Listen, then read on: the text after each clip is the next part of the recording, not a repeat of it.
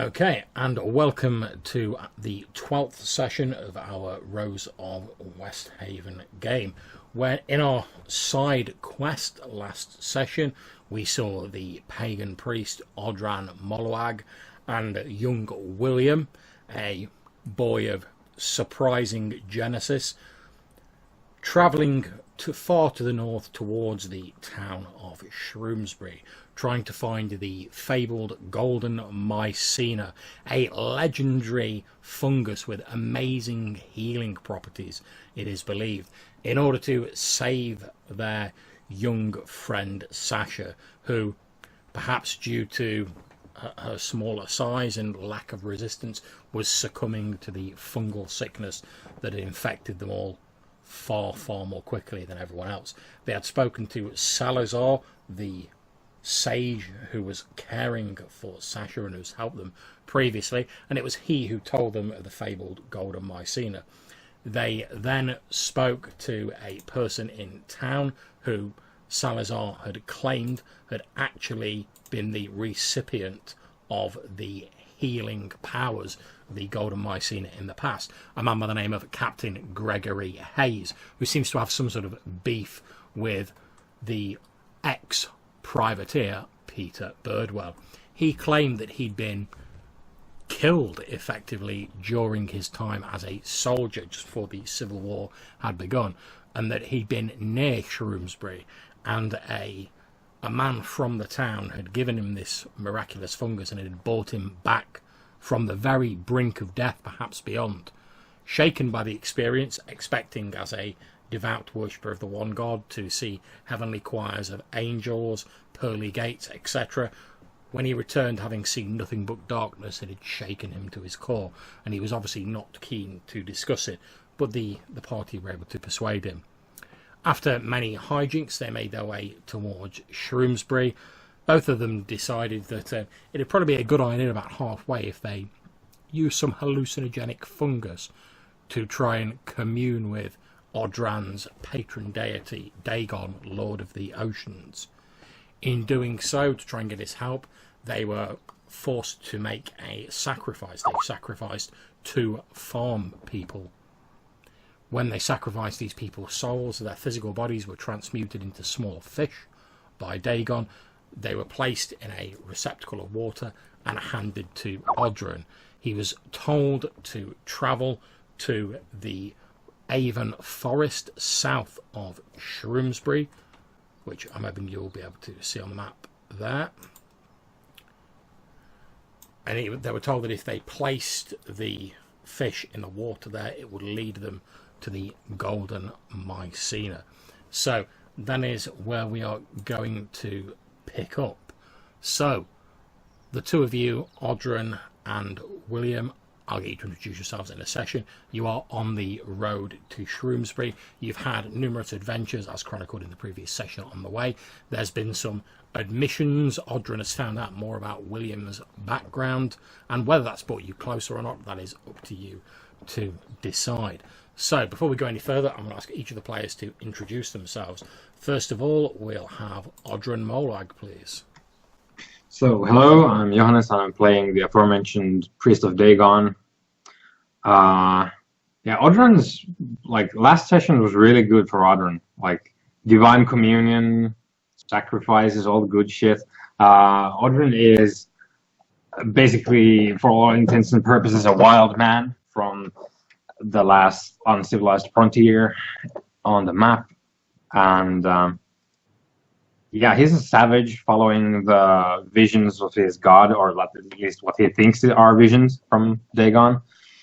And he's really hitting his stride now with the last session. Splendid. So in our introductory montage, this would be where the camera would fade out from Odhran and William trudging towards Shroomsbury, deciding whether to go south to the Aven Forest or whether to continue on to Shroomsbury itself. And we fade back in to a scene in a rather sort of palatially decorated suite in the Lord's house in Porthcrawl. We can see Salazar there. He's leaning over a bed. His numerous herbs, etc. You can see his young, beautiful daughter, Dani, is applying a damp flannel to the frail, small female figure of Sasha, who is sleeping fitfully in a comfortable bed. So, Dennis, if you can please introduce yourself and describe your character. My name is Dennis, and I'm playing Sasha, the young witch, and sister to William, or at least that was the story they were going for. And she is the acting captain of the Locke Adventuring Company, named after the late Edwin Locke. She kind of did that out of half a crush she had on him and half guilt that he died. I'm guessing she has been unconscious for a while, just in bed, doing nothing, with her little friend and minion by her side, Barton, the adventurer in training. Indeed. So as we cut back to our two adventurers trudging down the old Goman Road towards Shroomsbury, we also see walking next to this towering man mountain that is Odhran Bolawag is a much smaller but no less determined figure. If you'd care to introduce yourself, please. Hello, I'm the second Johannes, and I'm playing William. And William had a pretty shitty session last time because he got high on shrooms, had to bow down to Dagon, he doesn't like, and he had to tell all his secrets to another guy. So yeah, yay me. So I know it don't know if it strengthened our bond, but it happened. And he at least said to him that he is a demon called Atramos. So maybe that's his real name. Maybe you have to change him. I don't know. So let's see what happens this time. Indeed. So we begin this session with Odhran and William on this old, cracked, gnarled, overgrown Goman Road, this trading route that has existed since the Goman Empire was in the Haven lands. Now, we join the two of them just as you're having a discussion about whether you want to continue on the road to Shroomsbury, or are you going to head south, probably a couple of days ride to the Aven Forest, as Dagon, or you assume to be Dagon, or his herald, instructed you to do. You still have the small container with the water and the 2 silver fish in. So we jump back to you two as you're having that discussion. Take it away. We would have looted the farmhouse from the 2 farmers for rations, right? Yep, you have 5 days worth of rations you can. With the horses? Including the horses? Yep. Okay, that's 30 rations then. I added. I'm looking up to Odhran. What shall we do? I think we should just go back, because we have wasted enough time. And it was specifically the Aven Forest, right, John? That's correct, yes. Yeah. So there would be nothing for Odhran here now that he has received a sign from Dagon that points him the other direction. So he would be heading out at the first opportunity. Yeah. So okay, so if you guys are heading south, I'm going to make a roll to see if you get lost. Okay, so what is your bushcraft? I'm presuming that William would have the highest bushcraft. No. I don't have bushcraft. By the way, I increased my sneak attack to 2 because I hadn't used 1 point. That's fine. Okay, so I'll make a roll on the default of 1. No, wait. We still have theoretically the blessing. not tonight. If we leave tonight, we can't because I used it. Oh, okay. Nah. I used it in the previous session, and if we are continuing from that point straight away, then... Well, luckily for you guys, when I was making the bushcraft roll, I rolled a 1, so you haven't got lost. So if you guys would like to move your 4 hexes, you should be able to move the player party token. Wasn't it 6 hexes? Because we have forces? Yeah, but it'll only take you 4 to get to the forest. Oh, okay. Yep. Okay, so you guys travel for a day, and as you head south, skirting the border of the Olden Wild, which is obviously where you come from, Odhran, the country to the west of Havenland, the ground gradually becomes more overgrown, less tended. Obviously, the areas near the Goman roads tend to be kept relatively clear because they're travelled so often, like trade travels along them. As you travel south past Warwick and Starford, you start to see the borders of the Aven Forest.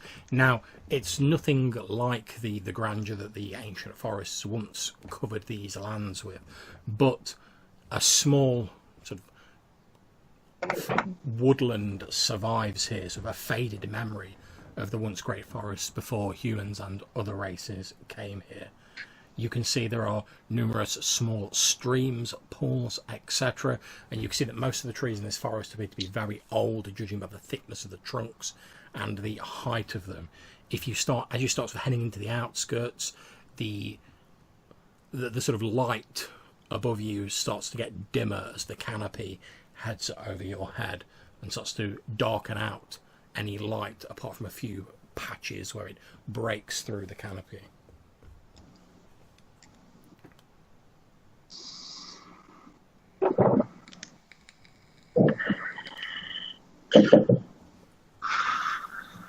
Did Vision tell us to do something specific? I'm sorry, my memory is kind of... It's fine. The avatar of Dagon, what you believe to be an avatar of Dagon, gave you the 2 fish, which was the transfigured remains of the farmers, and said that if you put it in the waters in the Aven Forest, it would lead you to what you seek. Right. So... I think we would be looking for, like, if there's lakes, then maybe those. But if not, then didn't we pass through this forest already on the way there? So we found this lake there already. But the sky drowned.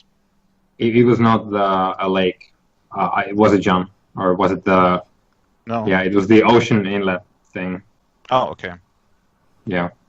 Okay, I mixed it up. So unless there's like obvious large lakes, there don't appear to be any obvious large lakes. There are numerous like small streams and brooks, etc. The sound, you can hear the sound of water sort of burbling over stones. It's one of the few sounds you can hear in this forest, along with the distant tweeting of birds and insects. Right.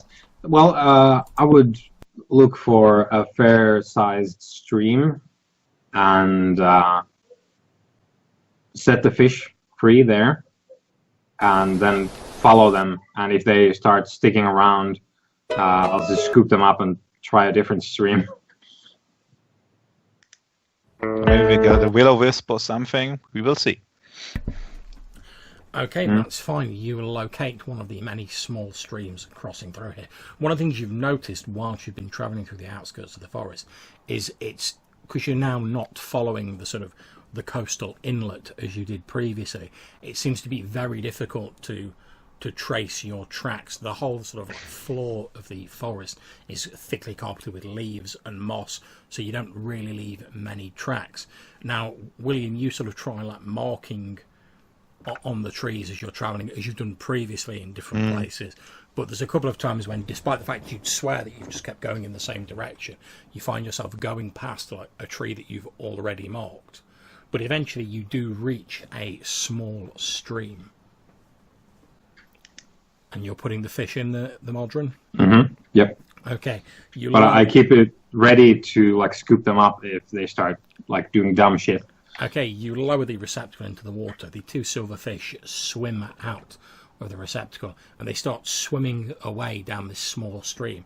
But they're not sort of swimming like really fast. They're almost sort of like lazily just sort of like swimming down this stream. It'd be quite easy to follow them even at like a walking pace. Yeah. I'll be doing that then. Just like taking our horses for a stroll alongside the stream, watching the fishes. Yeah, I keep watch while he's doing that, so we don't get ambushed or whatever. Okay, you follow the streams for what seems like a few hours, although it's difficult to tell the time here, to be honest, given the sort of dim light that's present around here. And however, after you've been following the stream for a few hours, and it sort of turns in sort of odd directions, and a few times you're sort of like, well, surely the stream would have like crossed over itself by now if it keeps turning like this. The directions you're taking seem to be almost nonsensical.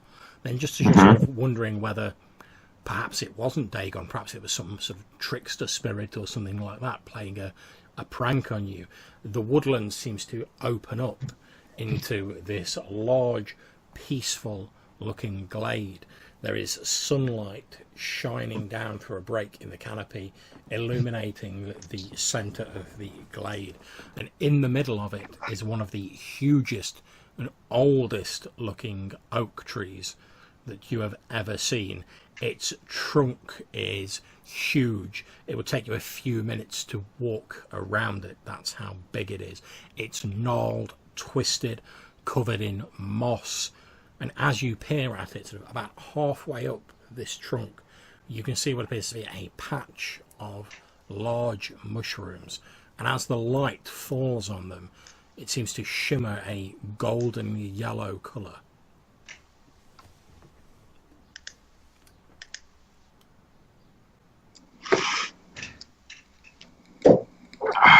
William, do you think this is it? See, looks nice. Could be a delusion, but other than that, it should be it. Do you want to do the honors? It's your god. Maybe I'm not allowed. I'm not sure.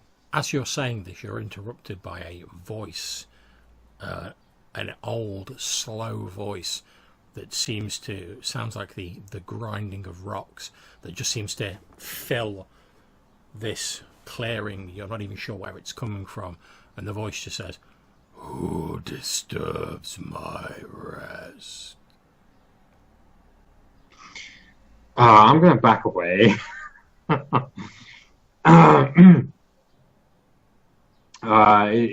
It is I, Odhran of the Olden Vale.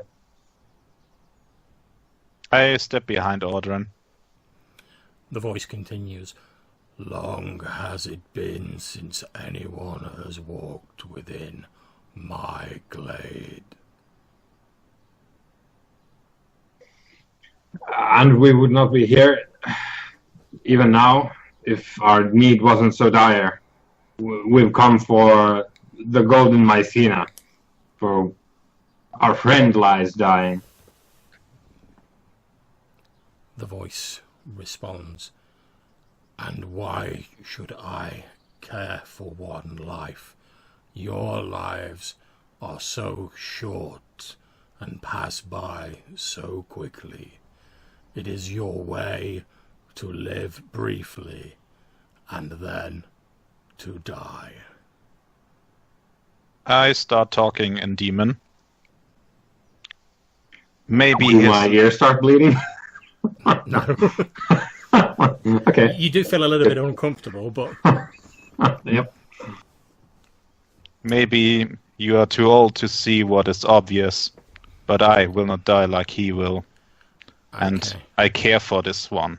As you start speaking in demonic, you've seen the bit in Lord of the Rings where Gandalf starts speaking the black speech of Mordor and everything goes dark and the ground begins to shake. That's pretty much what starts to happen here. The light in the glade dims, the ground shakes beneath you, leaves flutter down from the trees where they've been disturbed, and your voice, magnified and much deeper, seems to echo around this clearing as you speak in demon. It sounds a bit like, you can sometimes hear it's like a gurgling voice, like someone speaks underwater. That's his flavor from how he speaks demonic. As you finish speaking, there is a loud, ear-splitting, almost painfully loud, creaking and grinding of wood, and you watch as the huge oak tree in front of you heaves itself out of the ground. You can now see that the trunk has separate legs, and two of the branches seem to bend down like gnarled arms. What appears to be a cragged old man looking face made out of wood appears just below the fronds at the top of the trees. It looks down at you, turning its head with agonizing slowness, and then says, "You dare speak the language of the destroyers in this sacred place?" I switched to I would switch to common language. Mm-hmm.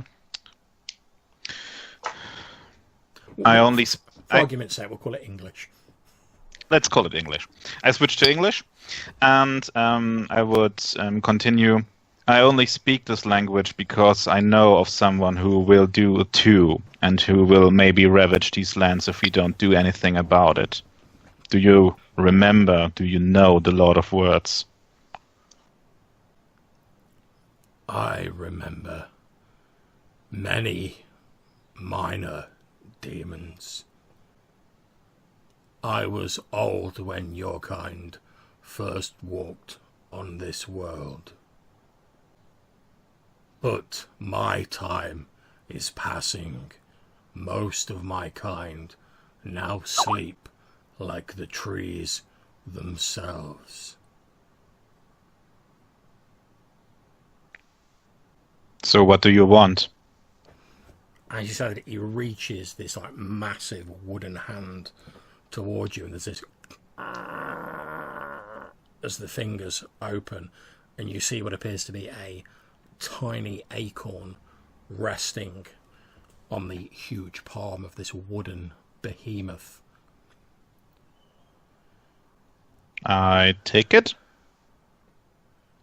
Where in this land are you travelling to, small one? To the southwest, on the coast. Ah, strong winds and good air, fertile soil and deep of root. Take this that I have given you and plant it, that the great forests may come again, and I will give you what you want. Swear that you will do so on your name. And I swear in the name, and I speak in demonic Atramos. At which, when he reaches up to his neck, where you can see this patch of fungus is, there's like a wet snapping sound as he pulls one of these large golden mushrooms down again. Extends his hand towards you and holds out this mushroom, which to you is sort of like this sort of size, but like looks tiny, held between his like two fingers, and he holds it down towards you. I pointed Odhran. Could you please?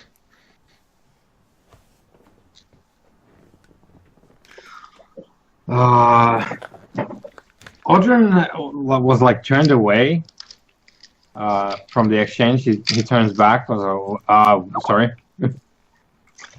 Sorry, I was. We got the mushroom. He's pretty big. It's pretty big, and you should take it from a big root. Okay, so I put my cudgel away that I had in my hand, since we like started to throw down with the demonic. So it's offering us the thing. Indeed. Yeah. It's given William an acorn and told him to swear on his name that he will plant it when you return to Porthcrawl, and in return it has given you what appears to be the Golden Mycena. This large mushroom. Yeah. I'm gonna go and like take it if I can. It pulls its hand back, and like each of its fingers is like pretty much the size of you. There's like this huge sort of hand, like it sinks back into the ground, pushing its hands back into the ground, and it says, "Go now, you will not find my glade again." And as it says that, the features seem to start melting back into the tree, and it once again just looks like this humongous oak tree. Come now, William. We must hurry away. Yes, I'm looking at the acorn and then just flip it and put it away. Okay, as you're holding it, you can feel almost like a vibration. Obviously, now you are, as someone with your particular heritage, your demonic heritage, you're attuned to like certain energies because your kind aren't really made of flesh normally, so to speak. You can feel there's definitely like energy contained within this. It's not demonic energy. You're not familiar with what type of energy it is, but you can sense there's some sort of like power in this acorn. But it's not a dark power. It's like a power of like growth and renewal. But that's all you can really tell. Let's see if we can change that. But we did it right back again first. Okay, no problems. So we're going to cut from you briefly to young Sasha. Now, Sasha, you've been fitfully tossing and turning in the bed that you've been taken to in Lord Harper's mansion. Salazar has been caring for you as best as he can, but he's not able to make a cure out of what he has to hand, hence why he sent your friends off on this quest. Whilst he's been trying to find something to delay the effects of the sickness until they get back, Darnie, his beautiful young daughter, and Barden have been caring for you as best they can. And while you're sleeping fitfully, you experience a series of horrible dreams, Sasha.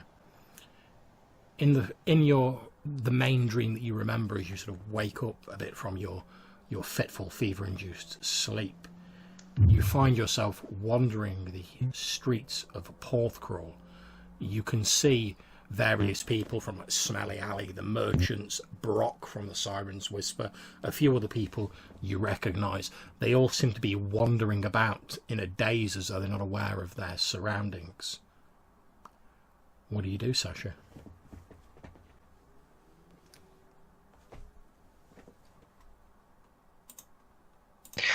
So you look around, probably try to go to one of them, see if she can catch the eyes, if there's any reaction. Okay. If there's no, she will go to the next one, try to poke him a little. You see Poppy and Barden wandering about. They're both like nearby to you as it happens. Which of them would you like to go towards? But okay, you head over to Barden. As you get near him, you can see like his tongue's hanging out of his mouth, and his eyes are wide, and they have this sort of like crazed, fearful look in them. And he seems to be wandering around as though he's taken leave of his senses. First one direction, then another, seemingly at random. Okay, she runs over to him, kind of grab him by his shoulders with her hands, and kind of goes down on her knee. Barden? He turns shakes him a little. He turns around to you and he's like, blah, blah, blah, blah, blah, blah. She looks with him with horror and looks up at. He was with Poppy, right? That's right. Although she seems to have wandered off since you've like grabbed Barden. She's also wandering around randomly. And she's what about his eyes? His eyes are. There's nothing innately wrong with him. They're just sort of like staring out in front of him. What's wrong with you?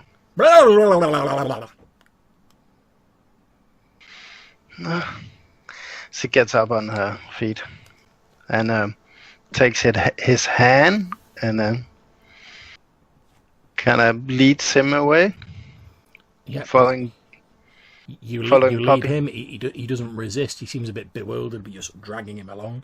You follow after Poppy. Like I say, she's wandering in a fairly haphazard fashion, so it's fairly easy to catch up with her. Again, she seems to have like taken leave of her senses like everyone else you can see. She's like randomly wandering around. You watch as she like bumps into the side of a building, doesn't even seem to realise, and just like rebounds off it and carries on staggering about. So looking around her again, her eyes are staring ahead of her wildly. Okay. Poppy, puppy. And she, with her free hand, pulls her dress. She turns around and looks at you and she's like,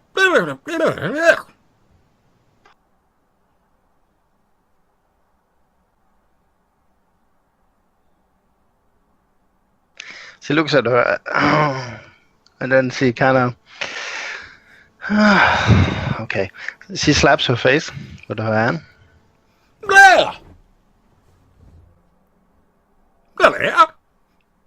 Then again.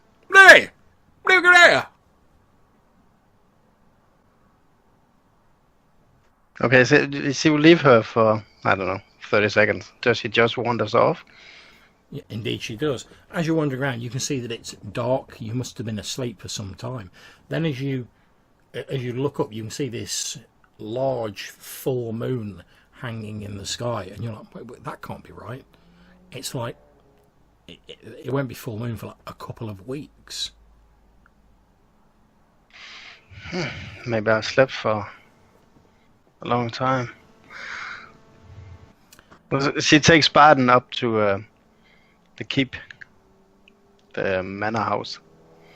Okay, you wander up to the manor house. You can see that there don't appear to be any guards there. You're able to just sort of stroll in.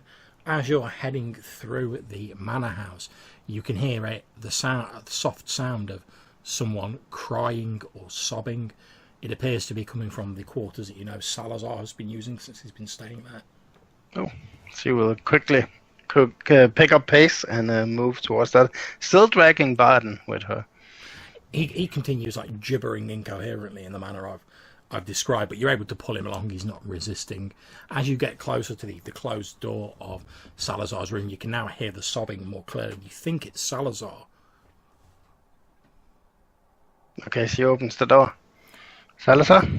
Okay, you open the door and you can see Salazar wearing his sort of like normal dark blue robes, although they appear to be sort of torn and a little bit ripped, and he's like basically down on like both of his knees in the center of the room.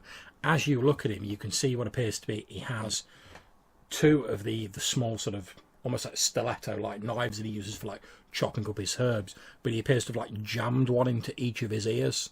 You can see like the handles protruding out of his ears and like thin streaks of dried blood down the side of his face.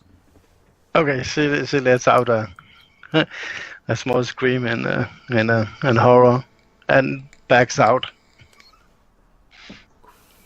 As you go to back out, you bump into a table and knock one of the beakers off the table. There's a as it smashes.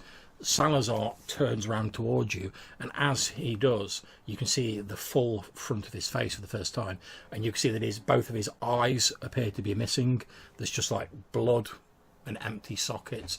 The blood has trickled down the front of his face and dried. He turns towards you, obviously doesn't really know, so actually can't hear or see, and he just shrieks out in a pained, agonised voice like you've never heard Salazar use before. He's normally fairly calm under even the most strenuous of circumstances, and he shrieks out, "The words, they don't make sense. Nothing makes sense anymore."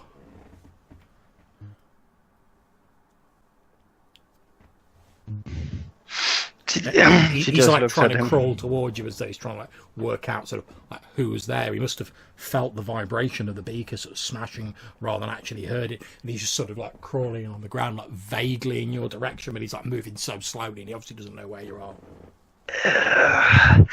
She steels herself and takes a step forward, and kind of as she's searching out with her hand, she takes his hand and her free hand. She's still holding Barden.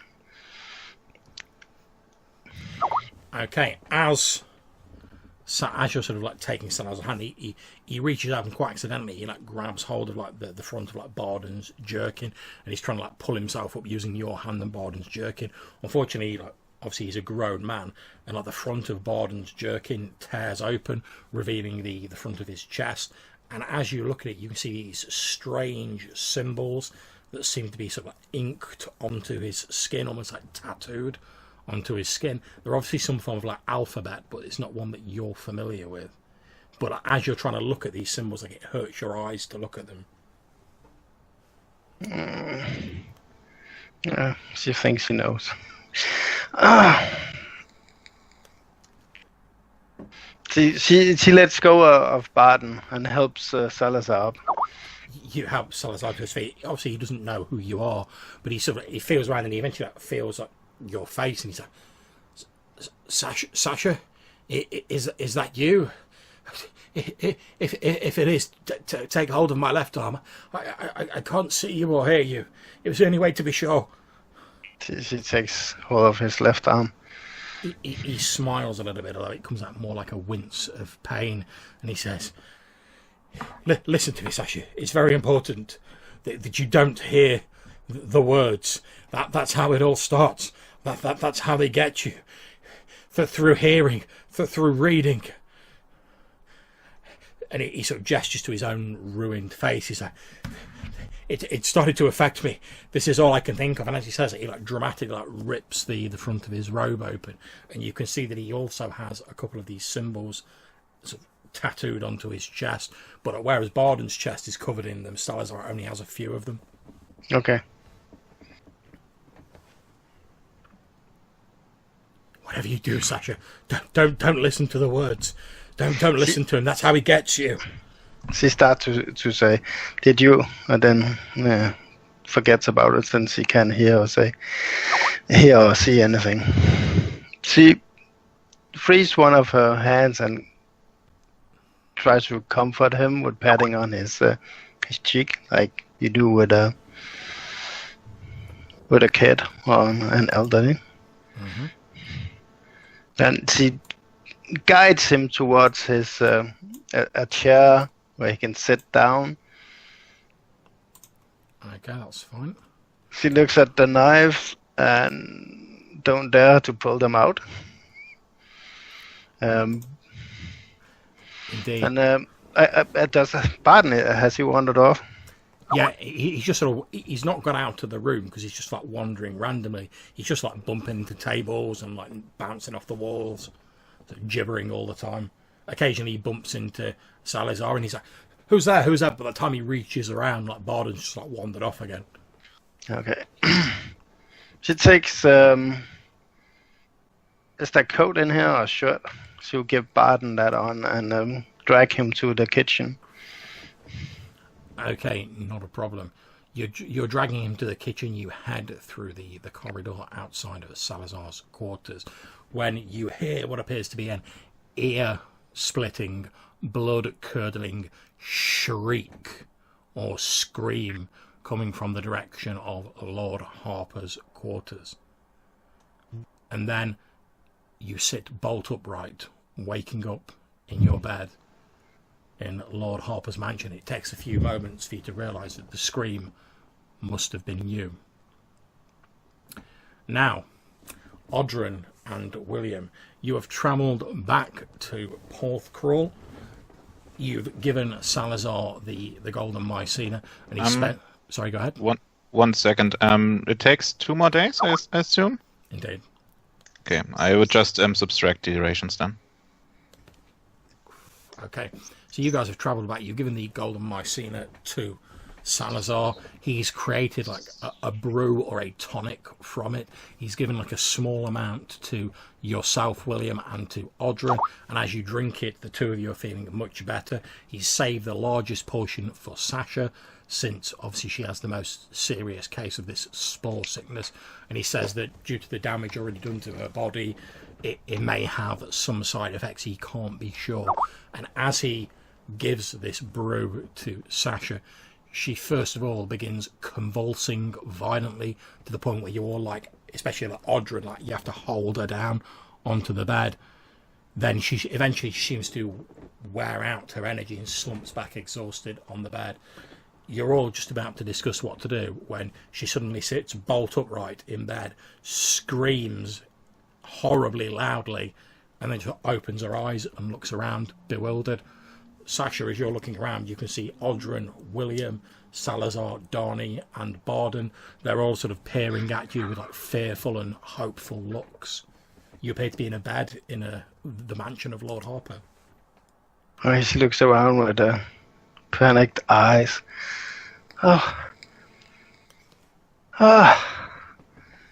Just a dream. Rest now, says Darnie. You've been through an awful lot, and she brings a sort of pewter jug full of water over, like holds it up to your lips so you can take a few sips of the water and gently, just sip it now. She takes it and sips it, looking at Will, kind of with worry in her eyes. Although you feel thoroughly exhausted, Sasha, like your muscles, your joints, they're all aching. You don't feel sick as you did on the days leading up to your collapse. You just feel tired. Do you feel better? Yeah. I mean, I don't feel sick, just tired. And she lays down in the bed. Just so tired. Don't sleep?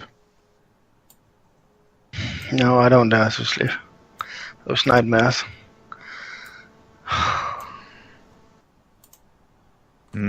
I search around in my pocket and pull out the acorn. Maybe not this time. And I would hand it to you. Just take it and sleep. It may help.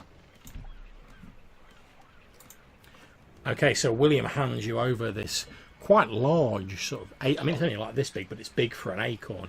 Hands you this acorn, and as you take hold of it, Sasha, you do indeed feel slightly comforted by it. It seems to have a certain sort of like warmth and like a feeling of wholesomeness to it. Oh. That is nice. She takes the acorn in her hand and kind of puts her hand up on her chest and lays down. That is kind of comfortable. Where do you get that? She says. As she's slowly, I guess, drifting off to bed. You wouldn't believe me. Just sleep.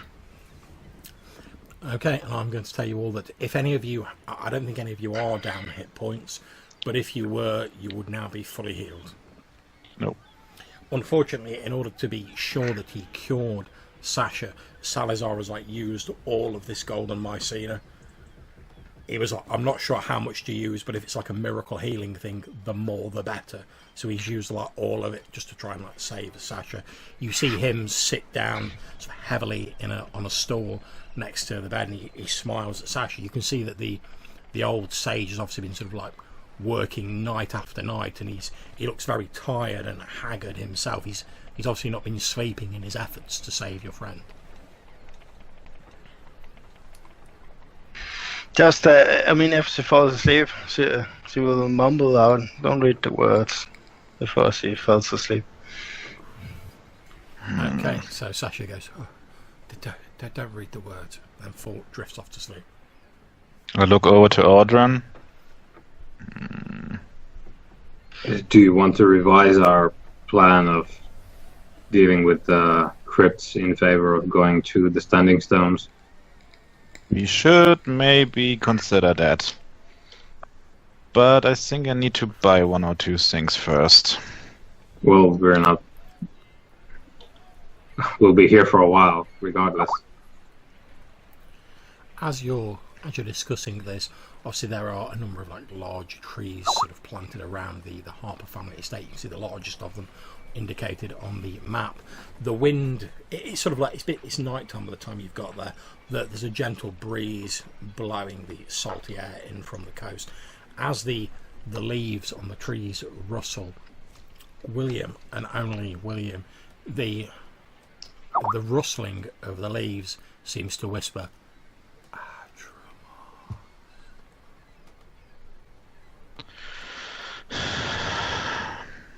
I would walk to the window and look outside and try to see what I can see or what can I hear. Okay, you walk over to the window, you look outside, you can see the wind appears to have picked up a little. It's nothing unusual. You're on the coast, there's always a sea breeze. You can see the trees that are planted on Lord Harper's estate are swaying to and fro in the wind, and as they do, they make this rustling, creaking sound that seems to whisper your name, perhaps your true name. I speak pretty with a low voice in demon. What do you want? You again hear the rustling voice saying, "You swore on your name." Here? Do you want to place it here? I look pretty disappointed because I had other plans. Fuck. Okay. Well, I will point out that there's been like no sort of hostile action taken towards you. You might choose to take this as just sort of like a reminder to like jog your memory. Because you've been travelling for like 2 days since you met this like giant tree creature. I mean, I'm kind of used to some supernatural creatures trying to force me to do stuff, so I think I will buy. I just want to buy a little bit of ink and some crow feathers, just for maybe some modifications.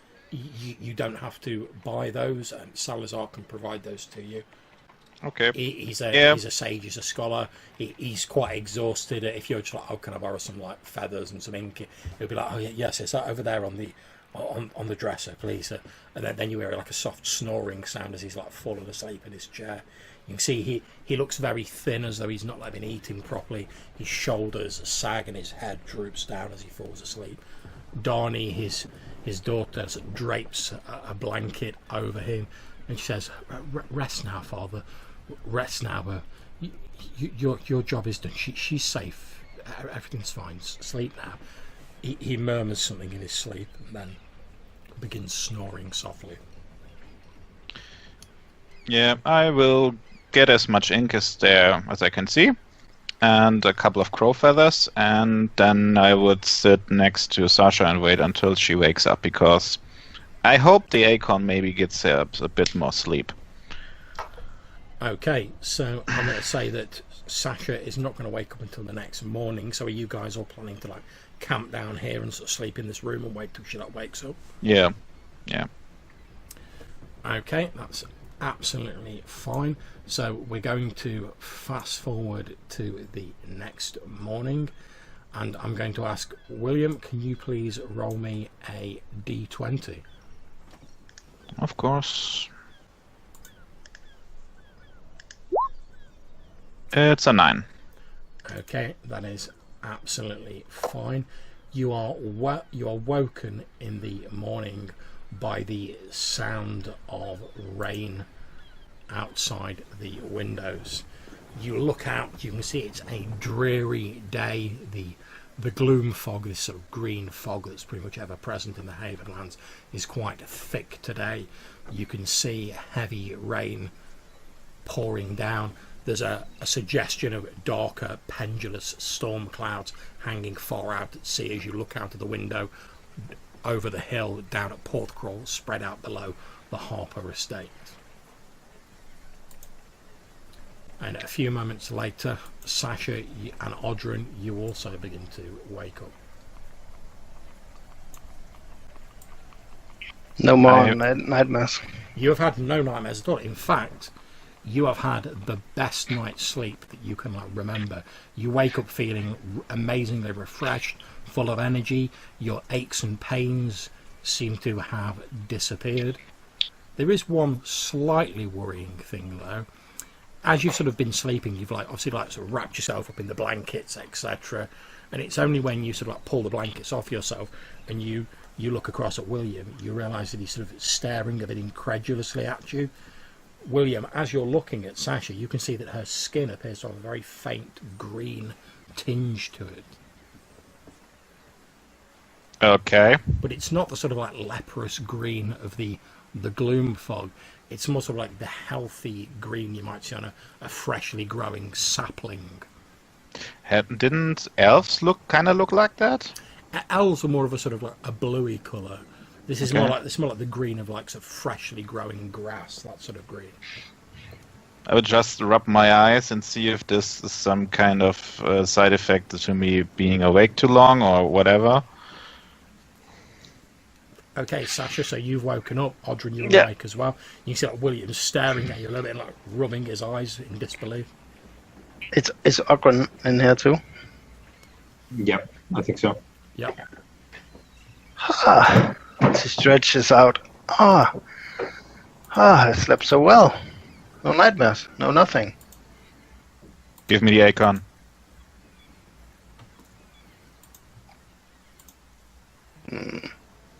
She hands it over to him. Okay, you hand the acorn over to him. Does she still have green skin? Yep. Huh. I'm debating with myself if I should tell her or not. But I put away the acorn first. Okay, obviously, Odhran, what do you make of this? You can see this as well.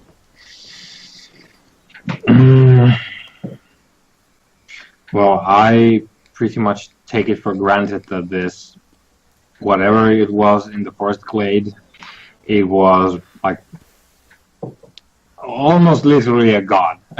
So To be fair, I'm gonna- Odhran, you say that about so many things. Yeah.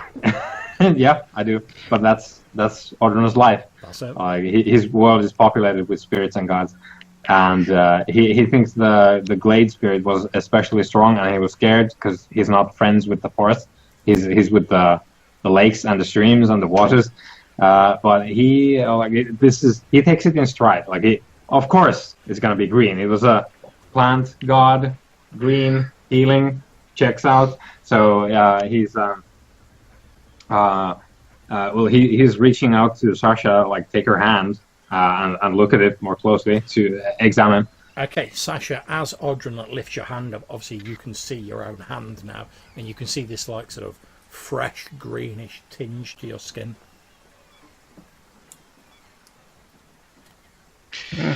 She looks at her hand and Odhran's. Did I turn green?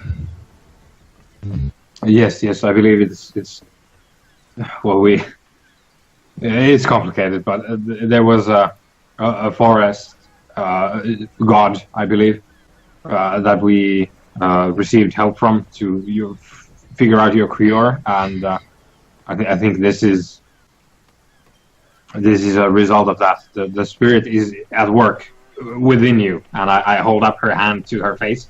Like, can you see? Although your skin appears to have turned this alarming shade of sort of fresh, verdant green, you actually feel pretty amazing, Sasha, especially considering recently. You feel full of energy, as even the sort of like the dim light that's filtering through the clouds into the windows seems to fill you with vitality and energy. Okay. She takes her hand back and gets out of bed. I feel great. I mean, really great. Like, I haven't felt this good in, I don't know, years?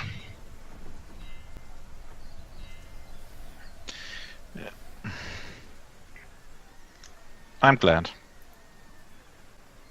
Maybe you should go to Captain Hayes and say thank you to him, because we pretty much only could save you because of him, because he told us something. Captain Hayes? Yeah, he lives in the house near the shore. Well, well, thank you to you two for doing this. I mean, getting it. Was it the acorn?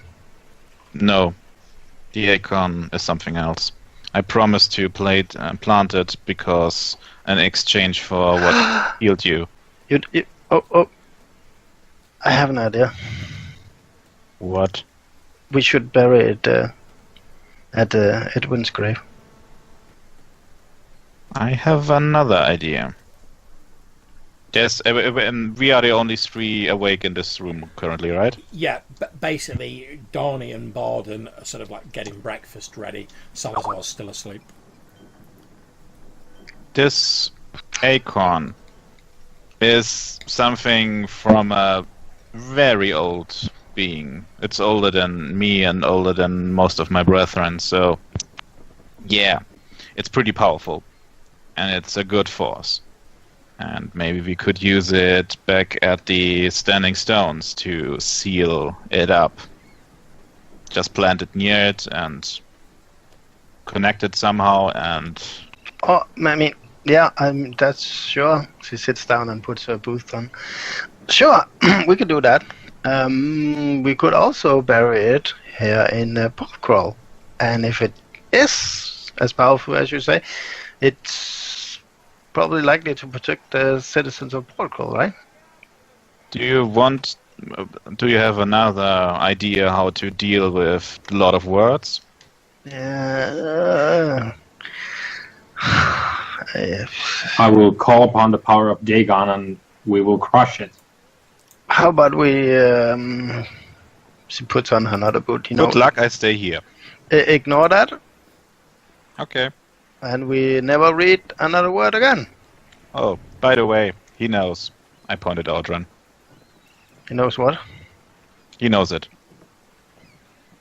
To be fair, I know fairly few words in reading. Like, he misses the point of what you're trying to say. Oh, she looks at Will. It looks at Odhran, and I didn't want to, but we had a pretty weird circumstances.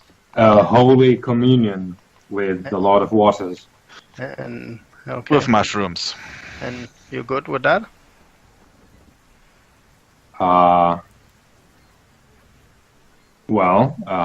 It appears that there is a lineage here to consider.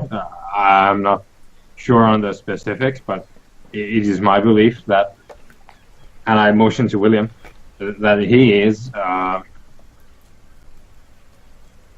on good-ish terms with the Lord of Waters. There is no issue that I can see. Ah, okay. And we have received the blessing of Dagon many a time with him present. So obviously it is not a problem to the Lord of Waters, and what is not a problem to the Lord of Waters is no problem to me. Okay, cool. So, Will? Yes. Well, I think your plan with the obelisk is a fine plan, but maybe we should consider the other plan. And she goes over to him, and I mean, I know how important it is for you, the other thing, but maybe we could find a way to lock it down instead. The other way would need someone we could use.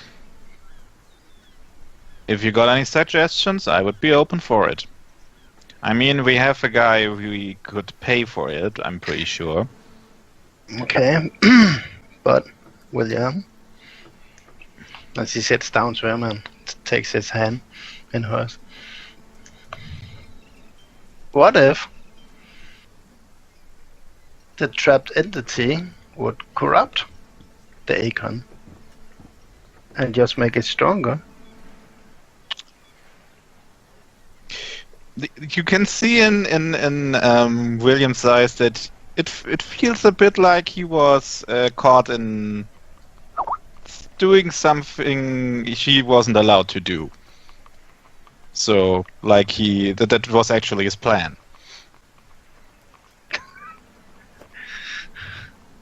It had kind of like when you see the lovers, they make a heart, they carve into it. This trend will have bad words on it.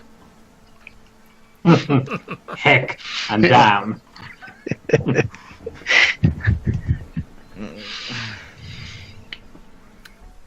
I'm just going to set my light on here, guys. Please feel free to carry on talking. Again, we have a guy, the guy we paid for lying for us.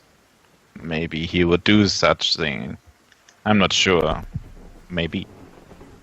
That would be an easy solution. And maybe I could even talk to the Lord of Words a bit and make out a deal or something. I don't know. Yeah. I don't know if it's with What was the manor lord called again? Lord Harper. Lord Harper. It seems to be a temporary solution at best. As temporary as humans are, yes.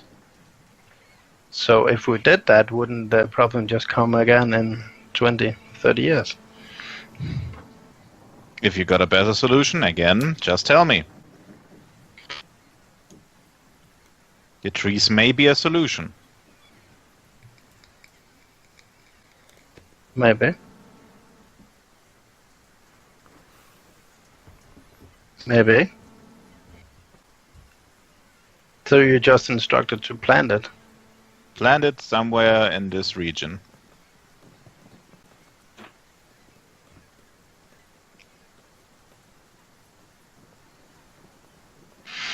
I mean, you're a priest of Dagon, Håkon. I mean, I am. do they have? Is there a form of hierarchy? Like some are stronger than others in this? Well, Dagon is the strongest of the old gods. Of course. And the other ones? They are strong in other ways. They are not gods, correct? The Lord of Word is no god. So would you say he's on par with Dagon, or? No. No, No. not even close. Not a lot of words. It is not the how do you say the pen is nowhere near the sword, or I don't. The thing which gave us these acorn just called my kind young and weak, and so I'm pretty sure he's stronger than a lot of words. I suppose. I mean, let's say you spill some wine, and You can see that Odhran was waiting for blood, but you went for wine. I was waiting for ink. So And he's like, oh, okay. And before it seeps into the woodwork, you wanna clean it up, so you use water. Would that apply to? You can see. corruption?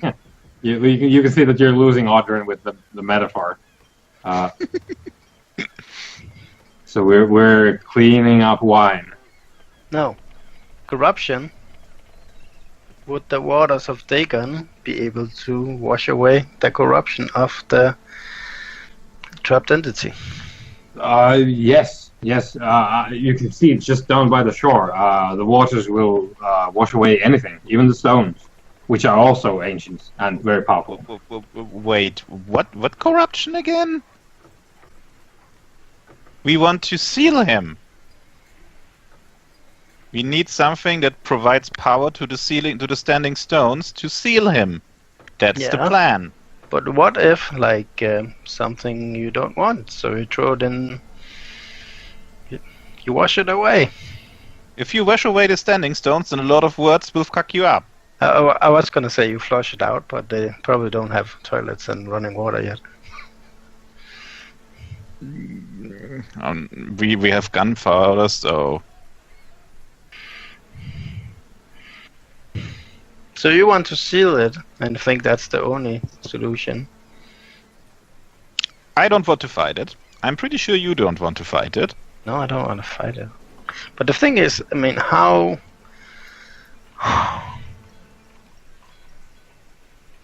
Do you have readily available access to the world, or do you need... To what? Do you have... I mean, can you just come and go? Your kind? If we are on in this plane, then we are here. But if we are not, we are not. So when you're not, where are you then? Usually in another place. Okay, so let's call that elsewhere, right? So you have elsewhere, and you have this world. Yeah. So to cross from elsewhere to this world, do you need something special, or can you just do it? It depends on a shit ton of circumstances. I cannot say them all. I don't know them all, to be honest. I came here because of you. because you summoned me and you used up power. I was trapped inside another little... I don't know where I was, to be honest. It was dark and that's it. And this could be the same thing here. Only that his prison slowly breaks. Because it's need constant energy. It's need someone to provide power to it to stay stable. That's basically the situation we are in here.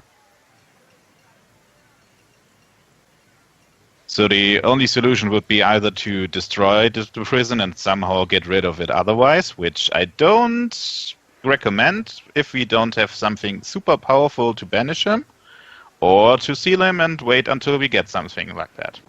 Okay, so by planting the Dagon, you hope that this...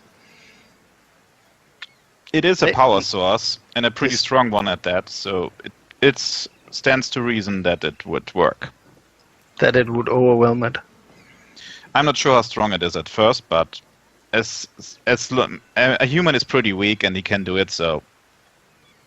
I guess we could do it. I mean, if you planted it with water blessed by Dagon. I frown, but okay. I hide away my ink. I have no idea what that's a metaphor for, but okay. Doesn't matter. But then bless your water and we will go, because I'm pretty sure we don't have much time anymore. No, let's go. And maybe we should look for a human as plan B? Yeah. What was the name of this guy again who he paid money to stay alive for us? Hold on a second, I'll just check that for you. Wolsey Helly. Mm-hmm. I wrote it down in the quest log. Yep.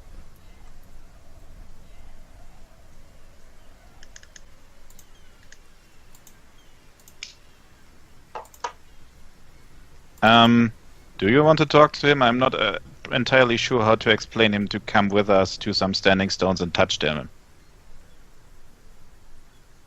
Make up something, I don't know. What, me? Yeah, you're better than this at this than me.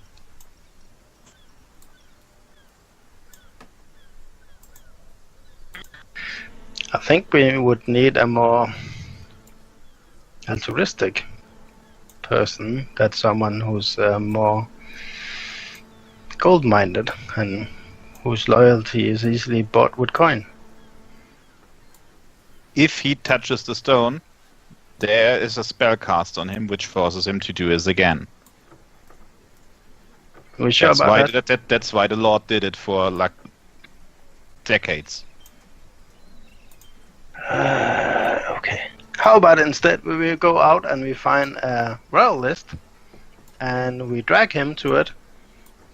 Do you know where some royalists are? I mean, aren't they all around the place? Are they? I mean, we killed some of them, but I didn't see one for a while now. John, did we hear about a larger camp that we never went to? No, you haven't heard about any larger camp of royalists, no. Wasn't there something where Odhran was supposed to go to? Yeah. Oh yeah, you heard. I mean, ages ago, you heard there was a camp somewhere nearby. That was a fair old while ago, though. You're not sure if it's still there. Yeah. I still think that's not necessary.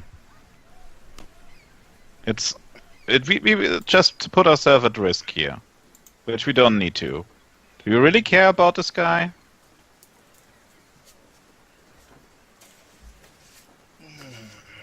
He could do a good deed. And I know you like this stuff. I don't know. I'll feel better if it was... No. You would force this fucking royalist too. Do we know any... I mean, they're not... They're... Hang on. What is... Do we know about any villagers in Porthcrawl who is like has a bad reputation, like the local village rapist or something like that? Well, there's no one walking around advertising themselves as the. I don't think that goes hand. a person like this would stay there. Okay, you're interrupted with your potential planning when a young man wearing the livery of Lloyd Harper's guards comes rushing into the room, and he's like, he looks around as though he's looking for someone, and he's like, have you seen Captain McCormack anywhere? No. No. He said, I've got to find him. There's a fire in the town.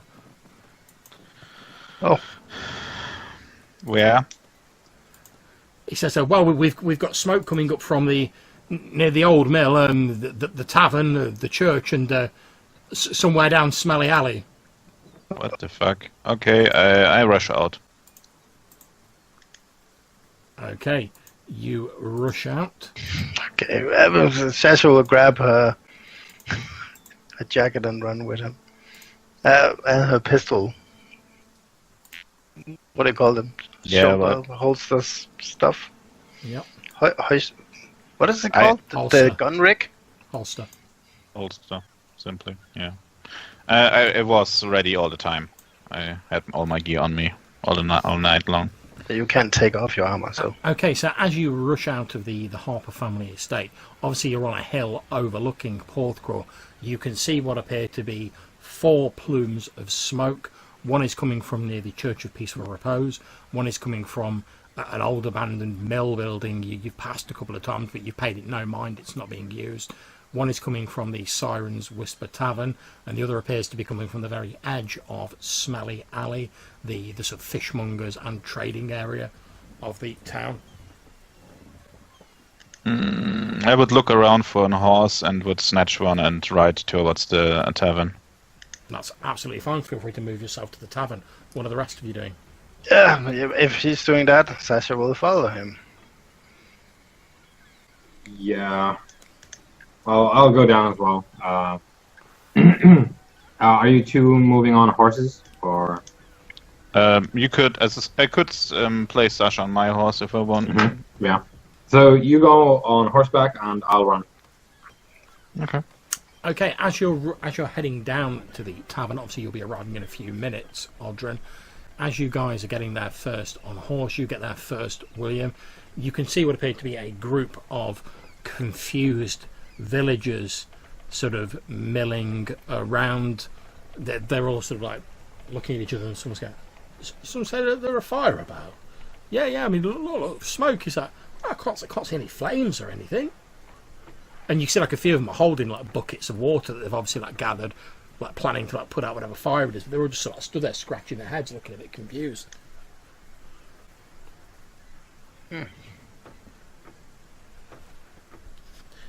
As you're sort of standing there, Sasha, you arrive in the area, and a few moments later, Odhran comes jogging up the road. You hear a and you see the hulking form of Brock, sort of pretty much like carrying Poppy, comes like staggering out of this like black smoke. He's like waving a free hand to like waft it away from himself. Okay, she'll drop down from the horse and pull her highway bandit mask on to hopefully block out a little of the smoke, and runs up to him. What happened? He's like, I don't know. I was just in the cellar getting the barrels ready for today. When from a corner behind some crates, this thick black smoke started billowing out, and I tried to get him to have a look what it was, but it was so thick I would choke it. First thing I thought was to get Poppy out. So here we are. Okay, let's get out of here before you suffocate. She looks at Will. You think someone has set fire in the tunnels beneath? Maybe it's something else. I will ride to the church and take a look. Well, the Cormac was missing. Where's Odhran? Can she see him? Yeah, you can see. Oh, Yeah. he's there. Okay, she waves him over. Yeah. I think we need to go down and look. Yeah, just put my hand down and try to help Sasha up the horse again. That is Okay, she absolutely gets up. fine. And would ride to So- the church. Yeah. So I'll be running after you. Like, you're like, where are we going? Where are we going? Church! Okay, as you're riding off towards the church, you hear Brock still coughing and spluttering. He's like, oh, if you see the captain, I hope he's not got caught in whatever's going on down there. He says I can see smoke coming from the church as well, and well, that's the direction he read in when I saw him this morning. Damn it, that fool.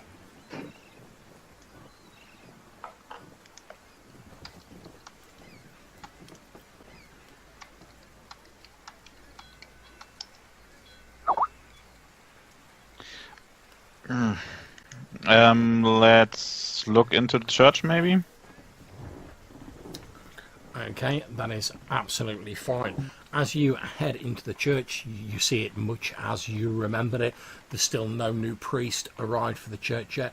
You can see the smoke billowing out, although again, you don't see any flames, really. And as you sort of make your way in, obviously like putting rags around your mouths, etc., taking all precautions, as you make your way in, you see that the smoke is actually billowing out around the edges of the flagstone that you guys have used to access the tomb below the church.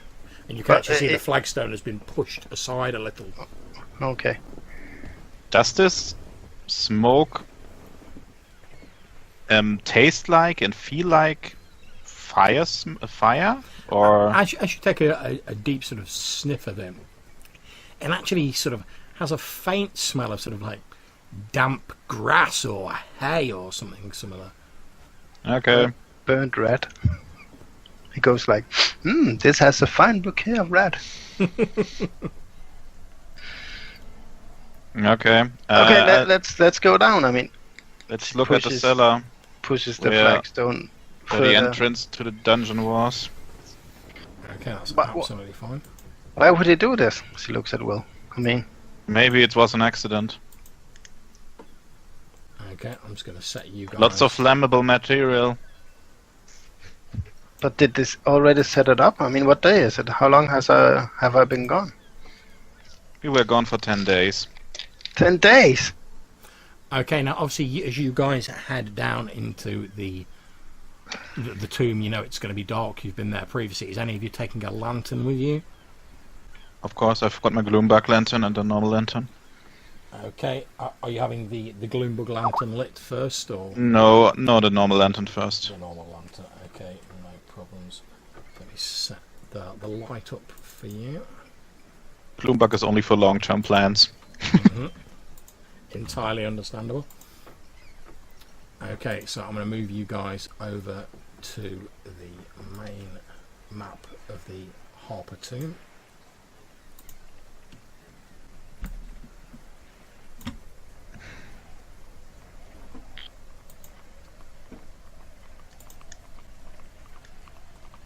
Okay. You've headed down the stairs in there. The smoke is quite thick in here, but like I say, you've taken precautions. You can see sort of illuminated by your lantern. Okay, Sasha will move forward and call out, Cormac, are you down here?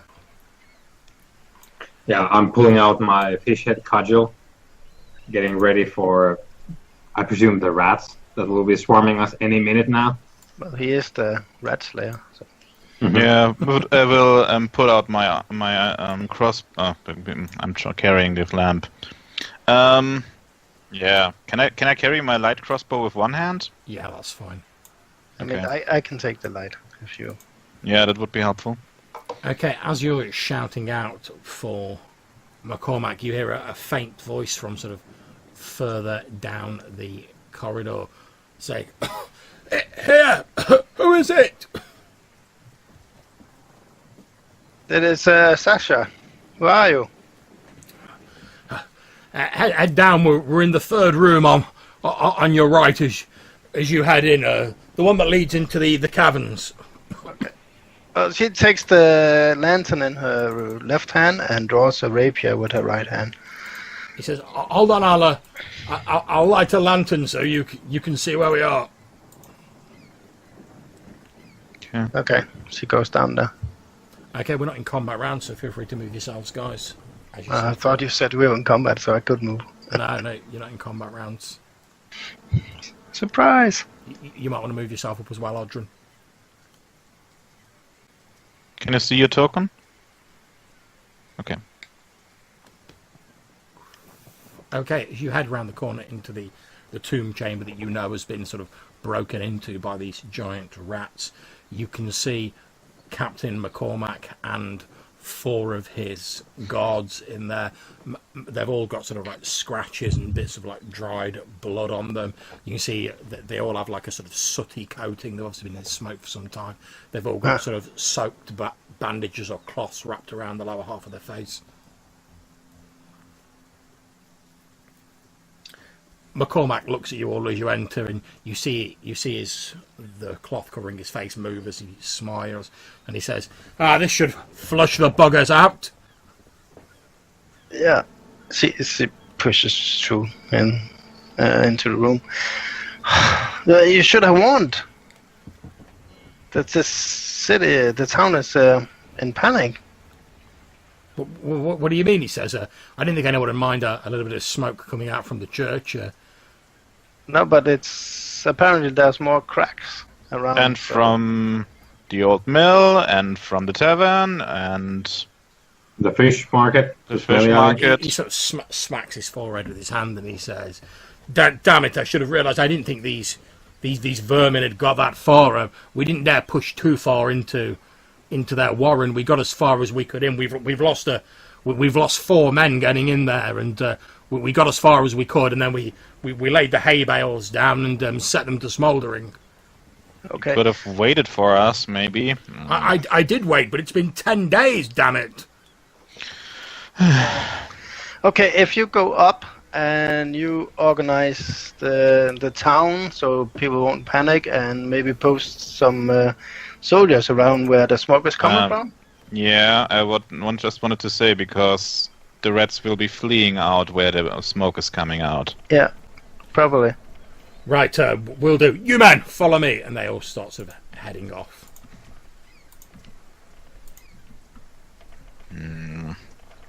I look at the other 2. Should we help? Maybe we should check it out down here. Is there still thick smoke inside here? You notice the smoke, it's quite thick, but it is starting to disperse a little. You think that like whatever hay bales they put down have obviously like burnt through, and since they've just been like put on rock, they're not going to set fire to anything down here. So they've probably either sort of smouldered out or they've burnt all the way through. Isn't it amazing how like normal soldiers, they're kind of stupid, but Edwin wasn't stupid. Like, he was really one of a kind. She looks too well to get confirmation.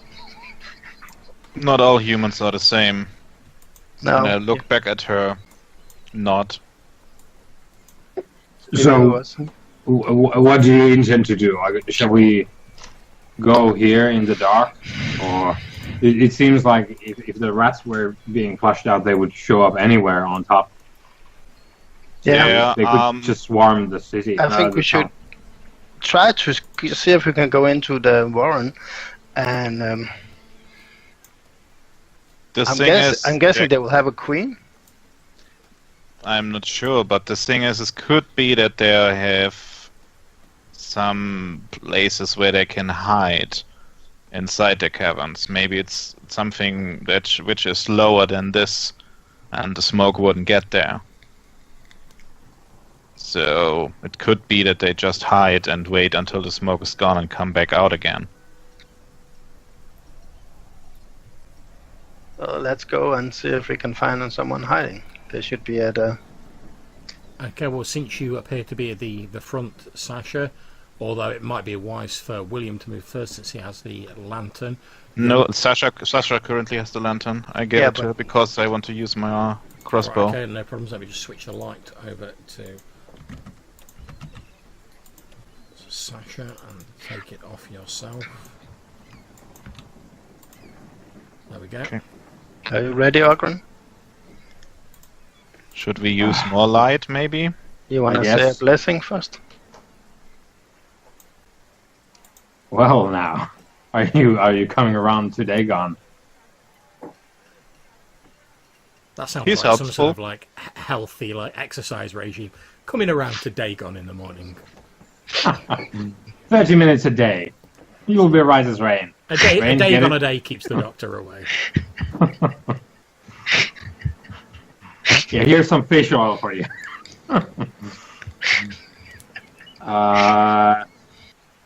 Right, well, since we are actually like intending to go in there, Odhran would be saying, calling upon the power of Dagon so that we might survive these infernal like mushroom plague rats. Did I get a chance to restock my crowfoot? What's it called? Caltrops. Caltrops. Yeah, if you would just deduct the money, you can have restocked that. You've had a bit of time when you're waiting for Sasha to like recover anyway, so that's fine. Okay, gotta check how much they were again. Okay. So like I say, So here's my blessing. 5 points. okay, now just for the benefit of anyone who's watching, what does your blessing do? So, as Odhran calls upon the power of Dagon and is blessed in turn, he receives a 1d6 number of points, which he can then use to, on basically any roll, to add on to it before rolling, except for damage rolls. Like every other roll is fine. Okay. So, like I say, we're still not in combat rounds, guys, so you can move as you see fit. Although I'd suggest letting Sasha go first because she has the light. 50 copper is how many silver currently? Hold on a second, I'll check for you. Okay, I'll move my icon, but I mean, unless the others are following her, she will stop. So I assume they will follow her. Yeah. Okay. You have this currently as exchange rate, but I don't really get it, to be honest. 1 copper piece is...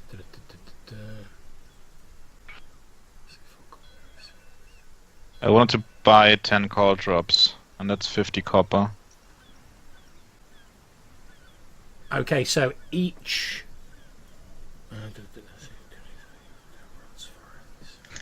You see my problem, right? Yeah. I'll have to work it out in a bit. I don't want to... Just deduct yourself a silver piece at the minute. I'll work. Oh, it out. a bronze is 2 bronze is 1 silver, I think. 20 silver is 10 bronze. Florin? No, that's not. bronze, so that's not copper. It's 2, Oh, okay. 2, 2. Yeah, but bronze is not in there. Silver is actually smallest. I believe it's 8 copper per bronze. Sorry, per silver. So it's roughly 6 silver. Yeah. Okay, I just go with 6 if that's okay. Yeah, that's fine. Okay.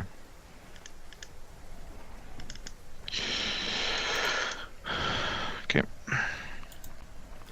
We can go. So Sasha, you push on to the point into the first of the natural caverns beyond the Harper family tomb. You can see that the cavern appears to split off into 2 distinct pathways, one directly ahead of you and the other to the south of you. I think I already was here one time, but I'm not sure how far I did go in there. Well, this is the broken coffin, right? That's correct. Yeah, we were all in here, yeah. Okay, let's check down here. Let's see, goes down. Yeah. I just point at Sasha and make the be silent gesture and would try to sneak ahead and try to see what I can see with a dim light or try to hear. So we are a bit more safe when I go first. I roll my stealth, if that's okay. That's Or fine. do we end? Ooh, close, but I did it. Not a problem. You stealth your way forward.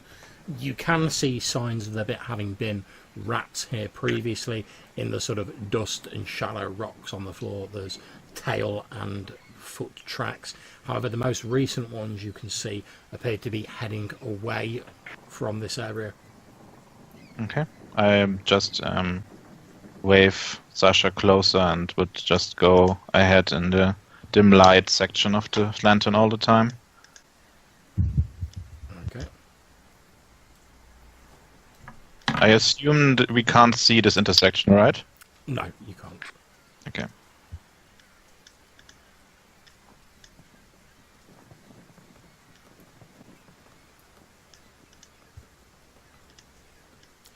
Okay, all of these caverns look fairly similar. They're made out of the same strange chalky rock that most of the cliffside and the shore is made of around here. You can tell from the irregularities of the caverns you're moving through that these are natural caverns. However, William, as you move up to the edge of the light, you can see what appears to be a dried blood trail leading in this direction. You see that it's surrounded by rat prints. Okay, I try to listen if I can hear the squeaking of any rats nearby. You listen for a few moments. You don't hear any sound of rats. Although, as I've said previously, the sound echoes strangely in here due to the irregularities of the caverns, but you can't hear anything.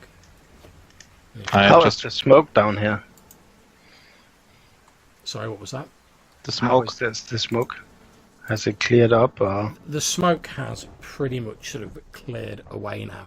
There's still a faint sort of acrid smell in the air, but it's nothing that's causing you undue problems. The blood, is it fresh? No, it appears to be dry. Okay.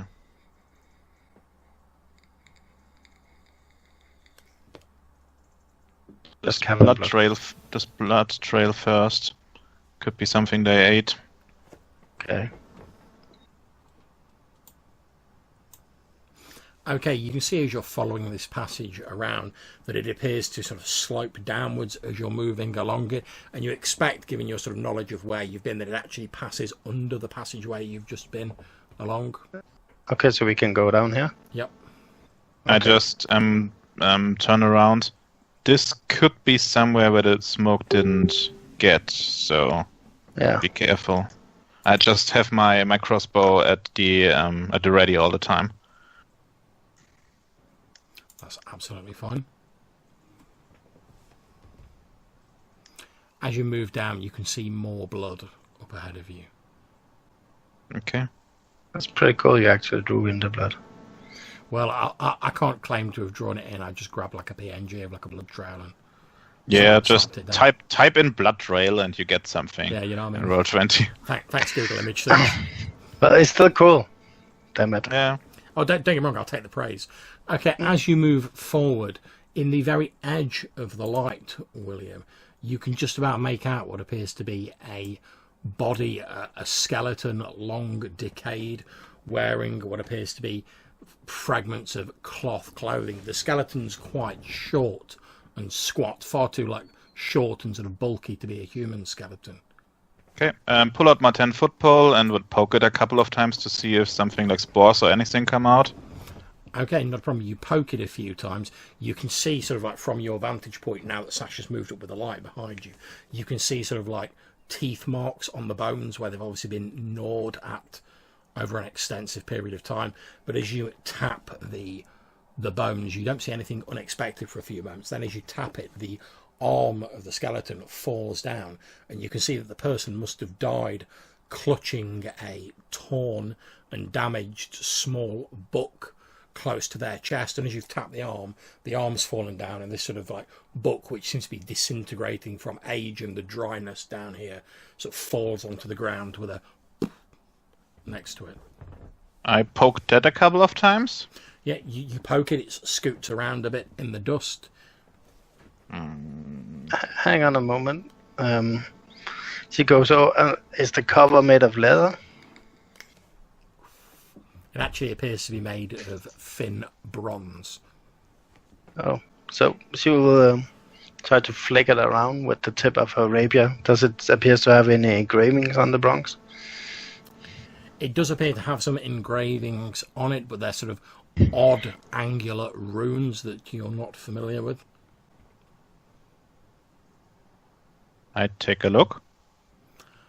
Again, it's not a language you're familiar with. I think this is like a grimoire. I shrug. I don't recognize this.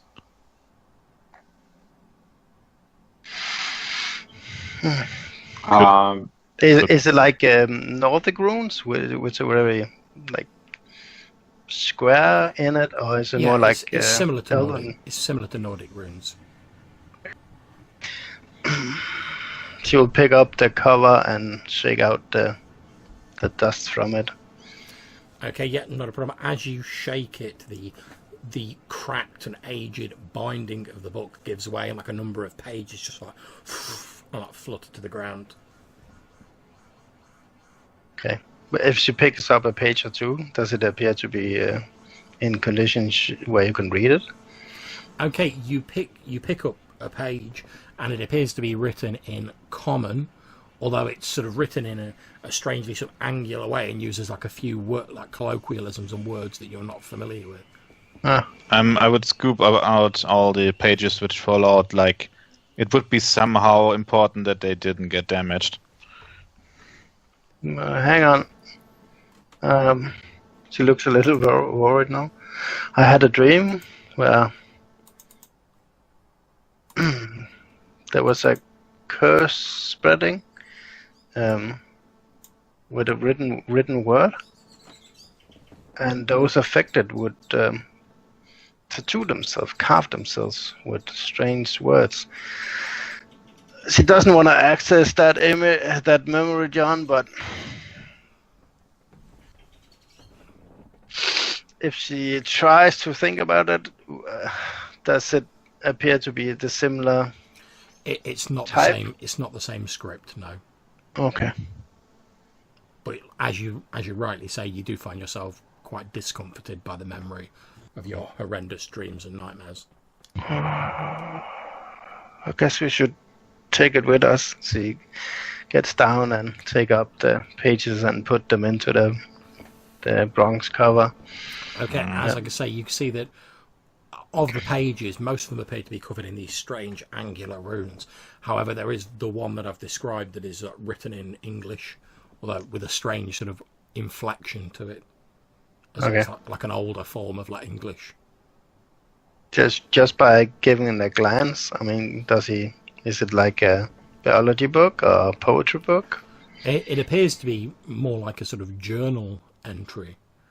As you glance at it, you can see the first line says, "In our attempts to mine the strange ore." Seems to be a journal. You mentioned that the skeleton was quite tiny. It wasn't as big as a human. It's not tiny, but it's shorter than a human and sort of broader, more sort of squat. So this is most likely a dwarf, or used to be a dwarf. Okay. Do we know about dwarfs?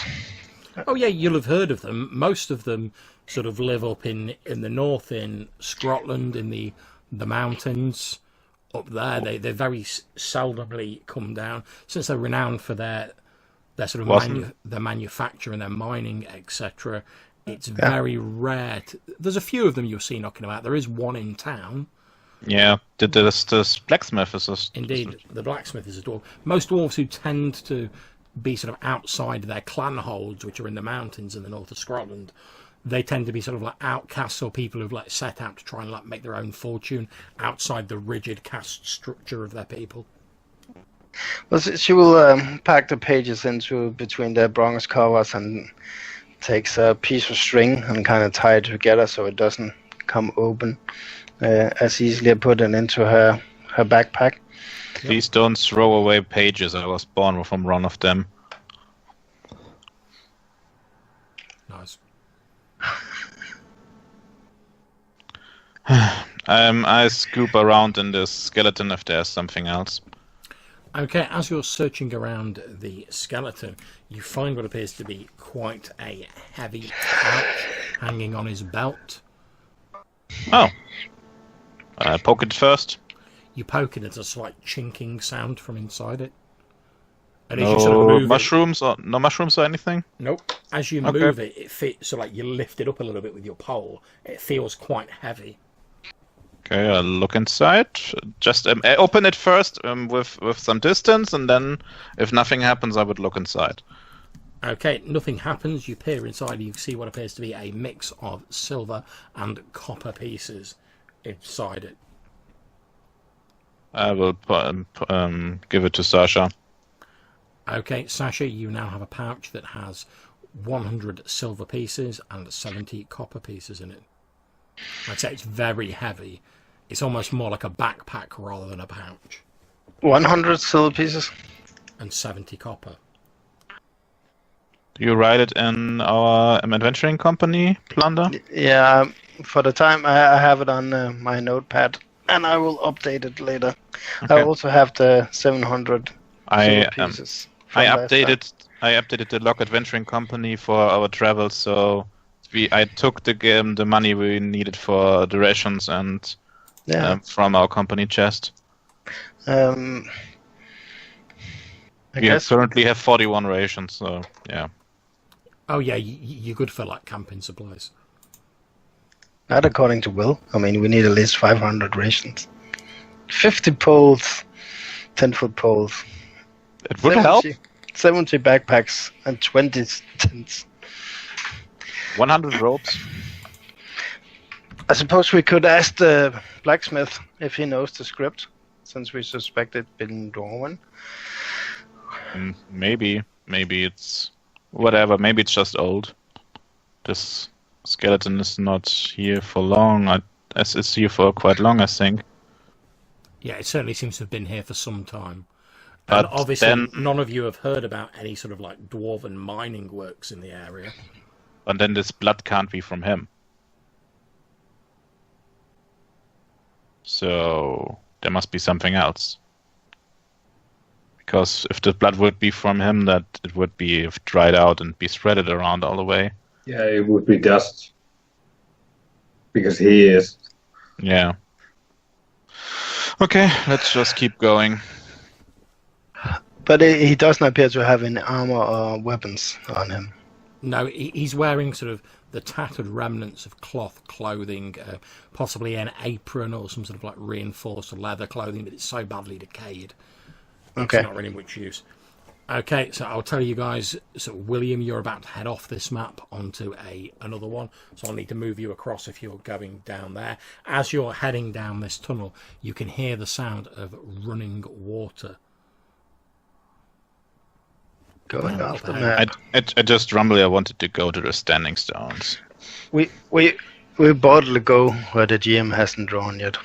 Oh no! I've drawn it. Trust me.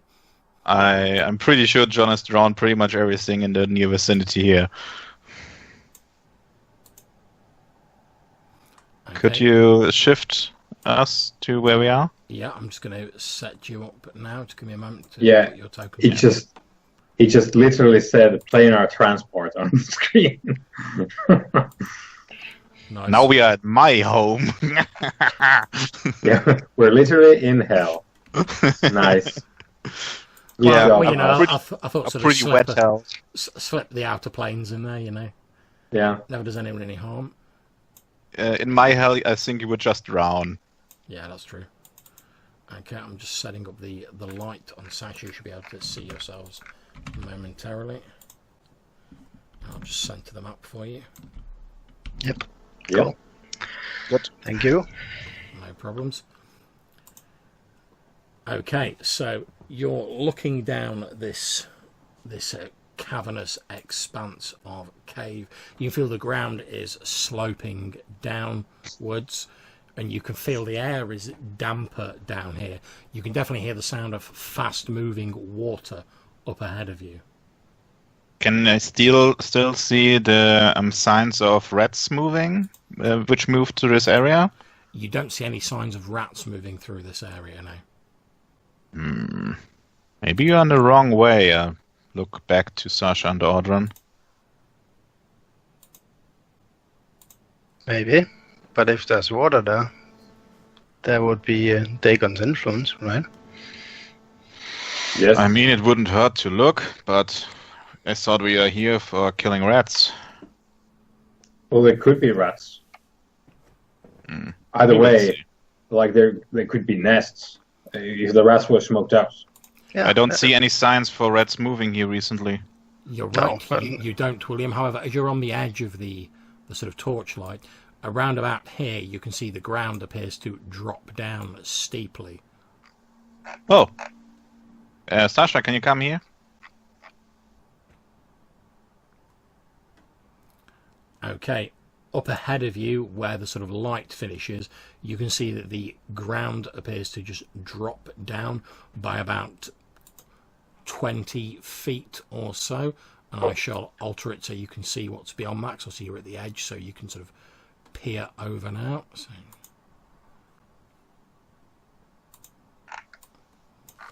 Hey, finally I can use the skill points I put in climbing. there you go, you see. Okay, so as you shine the light over the edge, Sasha, you can see this 20-foot drop in front of you. The ground just appears to drop down sharply as though water has carved its way deeper in here. And as you look down, you can see what appears to be a narrow river, fast-flowing, sort of running from north to south. You can see the water rushing past very quickly. I checked the ground. Can we? Is it hard enough so I could put in? How is it called? A nail, a big nail inside, so I could set up a rope down here. Yeah, you could certainly hammer a spike in. Yeah. Because when I remember correctly, in the rules it states if we have a rope or a ladder or something, we don't have to roll. That's fine, as long as you're using both your hands to descend or ascend a rope, you don't require any climbing rolls. Do we want to go down? See, pierce over the edge. I mean, it's. I'm not sure if it's worth it. I think we should go back and look back for the rats. I mark this place on the walls with my with the thing I always forget the name of. Chalk. Okay. Odhran? You want to go back? Go further down? Well,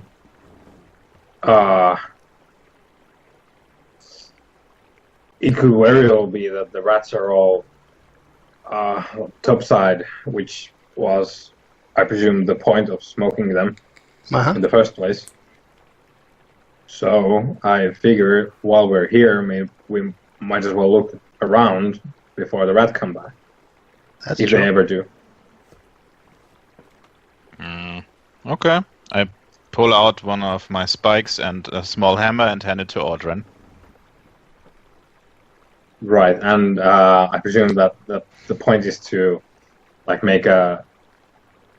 Yeah, just hammer it into the ground so I can A hole for the rope. Yeah. for the rope. Yep. So we can so he does that. Yeah, descend safely. given your strength, Odhran, there isn't, and the sort of the rock, as far as rocks go, it's fairly soft. Obviously, it's still rock, but it's soft enough with your strength for you to hammer this spike in securely. You fasten the rope off on it, and you lower it down this sort of 20-foot drop.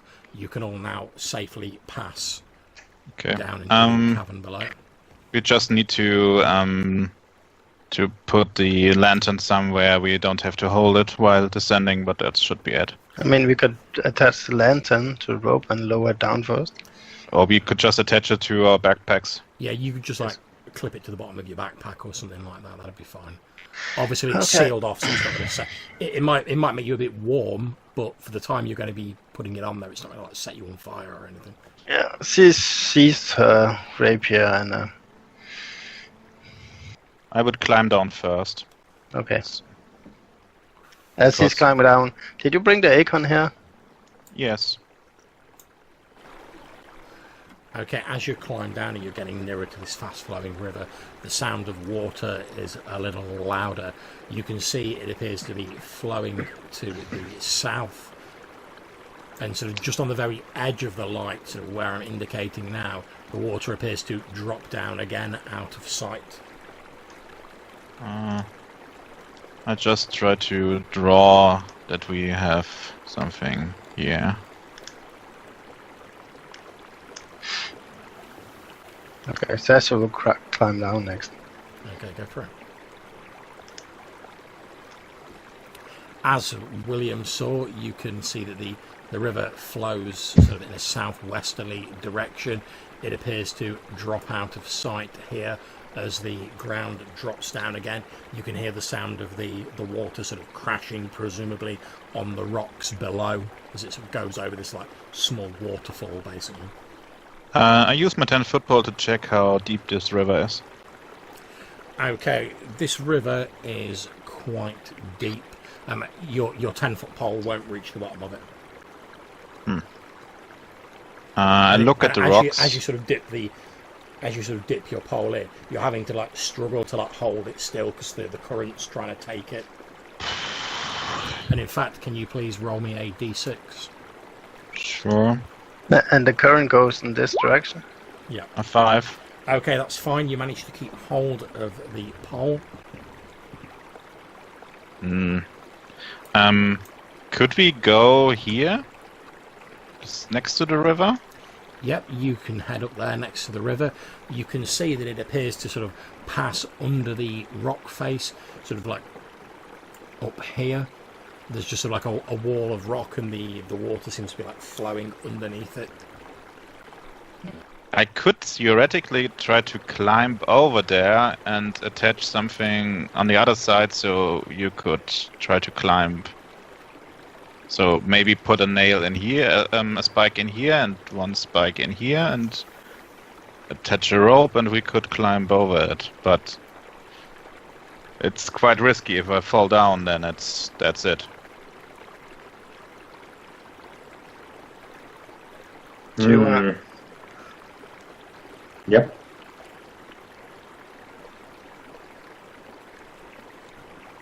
Wanted to say something? It's 15 feet, right?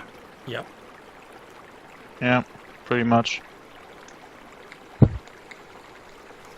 How far can I throw William? Not 15 feet.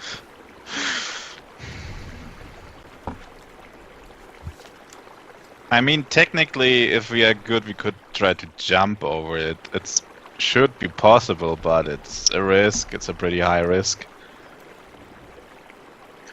Well, if we have rope, we can... How much rope do you have, William? Yeah. I just used 30 foot of rope. 50 foot of rope. I have... Oh, yeah, this was all my rope, actually. Do you guys have something? No. No, Okay, then we can forget it. I used up one of my ropes for this fucking elf temple, and I didn't bought a new one. I bought a new one, but only this one. I thought you guys would have rope too. That's why we need equipment. So, John, if I go there and like stick my hand in to see how strong the current is. The current is extremely strong. I mean, you feel like your arm being pushed. Yeah. I mean, due to your strength, you've only just dipped it in. You're able to hold your arm there, but you can feel it sort of trying to like take you in the direction of the current. I guess it's a mute point. If we don't have any rope, we can't cross. So. Yeah, we have to get back and get more rope to advance here. Odhran, can you please roll me a d6? A2. That's fine. I climb up the rope again. Okay, no problems. We're not in combat rounds. Feel free to move yourselves. I shall follow him. Remember to take the rope. Yeah, I take the rope again. Let Odhran come up. Yeah, Odhran should be up. No, I'm gonna stay down here forever. Yeah. I'm gonna swim in the I'm crowd. just going to lie next to the river Have going, fun down there. Yeah, I'm just gonna go like, Dagon, I'm coming to you. Yeah, he's gonna make a shrine for Dagon down here. At least we got the spike in here already, so yeah. Be part of the dungeon. Yeah, I'll be your next boss battle. Yeah. Like, again. We have marked this part of the dungeon. We just need a tiny flag for the spike. Okay, so are you guys planning on heading back? Yes. Yeah, I think Yeah, there I think- was a point back there where we could go two ways, and I think we just have to go the other way then. Let me move you back onto the map. This was before we found the skeleton in this big hall, where the first blood stain was. It's still weird where this blood came from, to be honest. I don't think the rats would have dragged it through this water current. Well, it seems to stop here. Yeah, but maybe it's mummified blood. Maybe dwarf blood doesn't dry out. I'm not sure. Maybe it's just cave blood. Cave blood. Yeah, it's kind of like city Yeah, blood. you know, cave blood. Where Same- you see some blood in the city and don't know what it is, then it's just city blood. Same Is that thing as cave dwarf blood? blood. Okay, like I said, we're not What in combat, blood's so not feel free blood? to keep moving yourselves. Okay. Down here? Yeah, no, up here, and then move here. Yeah, and it's down there or something, or somewhere else here. Yeah, that's also a possibility. We haven't been here yet.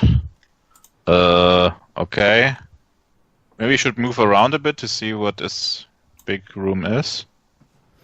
Okay, as you're moving around, again, you can see it's a large cavern.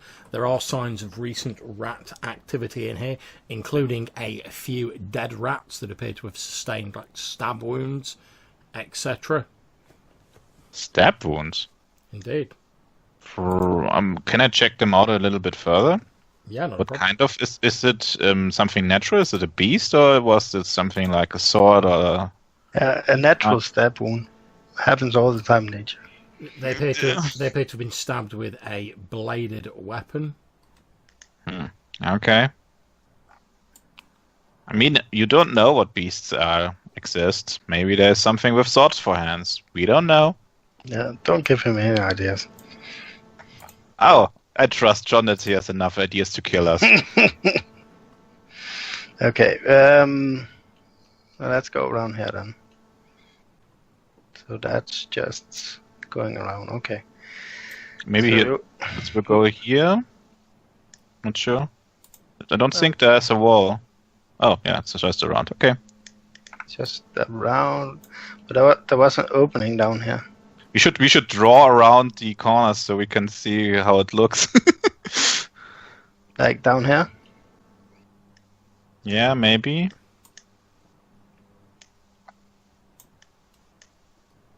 Oh, it's the entrance. Sure. That is. That's the coffin. Are there any oh, yeah, it is. Okay, we walked around in a circle. We could go down here too, I think. Did we go down there? I think we went down here. You know that is the way you went originally when you sort of went through the tunnel that went over the one where you found the desiccated corpse. Can I make something like chalk notes on the walls so we can see where we already went? Yeah, that's absolutely fine. So just to like make it, I mean, feel free to draw whatever notes you want on the map. Just to make it clear, if you want to go in a direction you've not been already, you'll be sort of heading over in this direction.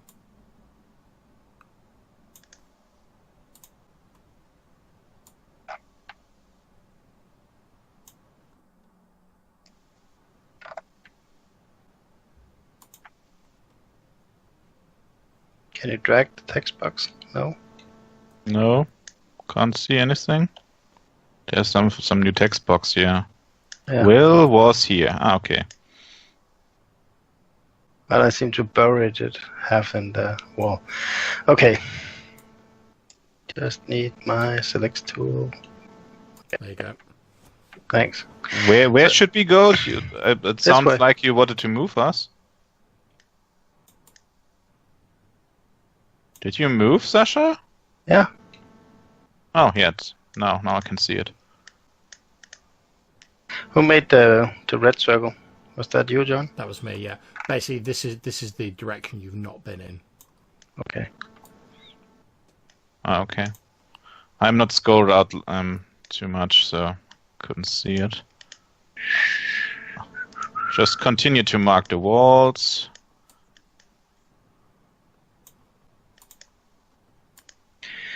Okay, let's check out this.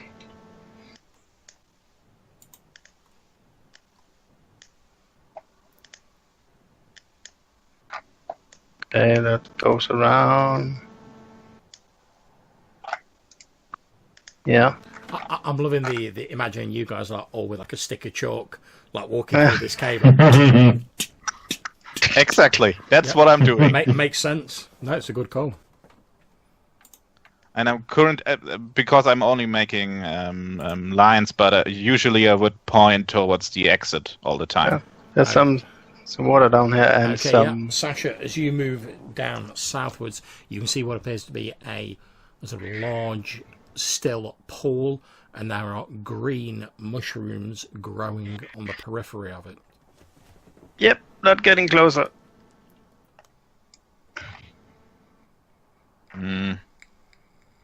Let's throw a stone at one of these mushrooms. Okay, I will run the other way.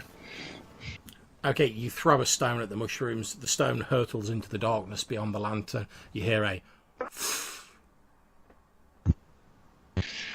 Don't play with those. I mean, We are far away. We haven't never seen one that works beyond a couple of feet away. Yeah, you guys know that like previously when you've been like hit with these, you have to be like standing pretty much next to them. yeah, but she's gonna take that distance and multiply by 10.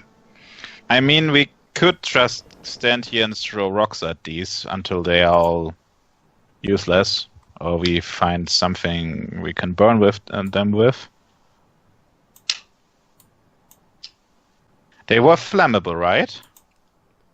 You'd assume so. Most mushrooms are to a certain extent. Depends on how wet they are, really. But And look how at how much many. oil you use. Yeah, Look at how many. I mean, we can't crush them all.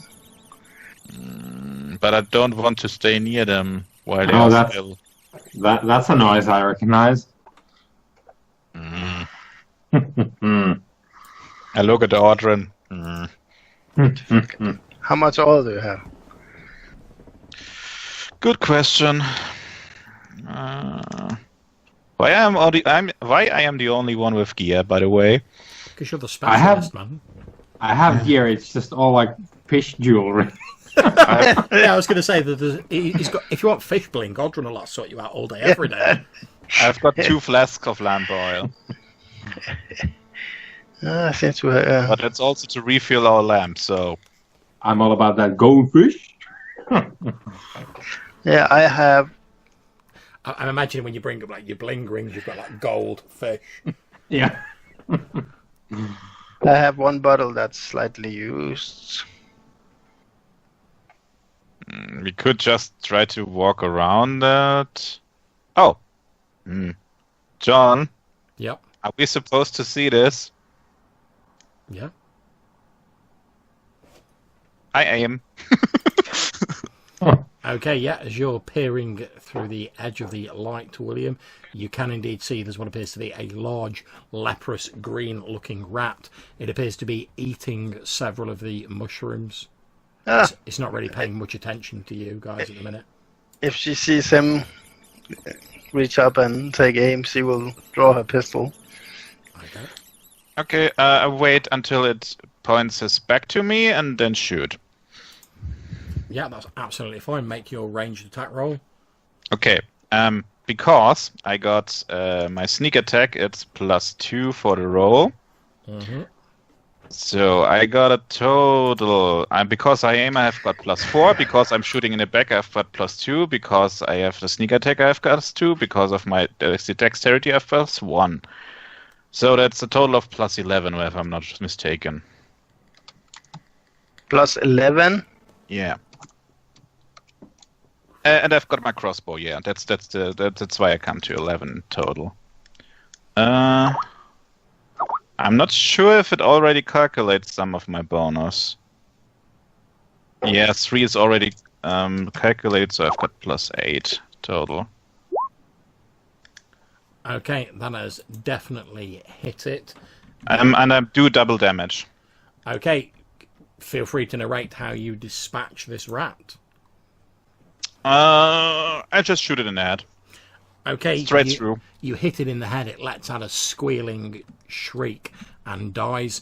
As it does, a cloud of these spores rise from its body, but obviously you guys are far too far away to be affected by it. Okay. Sasha lets out a sigh of relief. Okay. Let's hope that was all of them. She peers around the corner very carefully. I try to listen if I can hear more of them. You can't hear any more at present, no.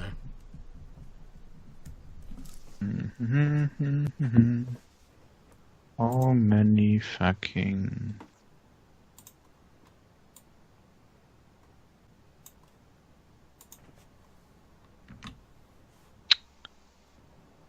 Just trying to look how much ammunition I have for this thing.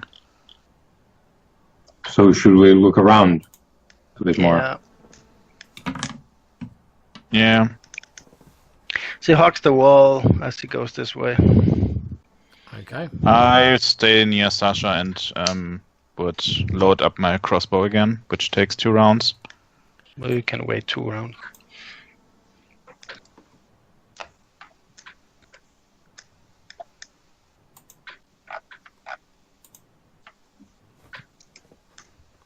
Okay, feel free to keep moving yourselves.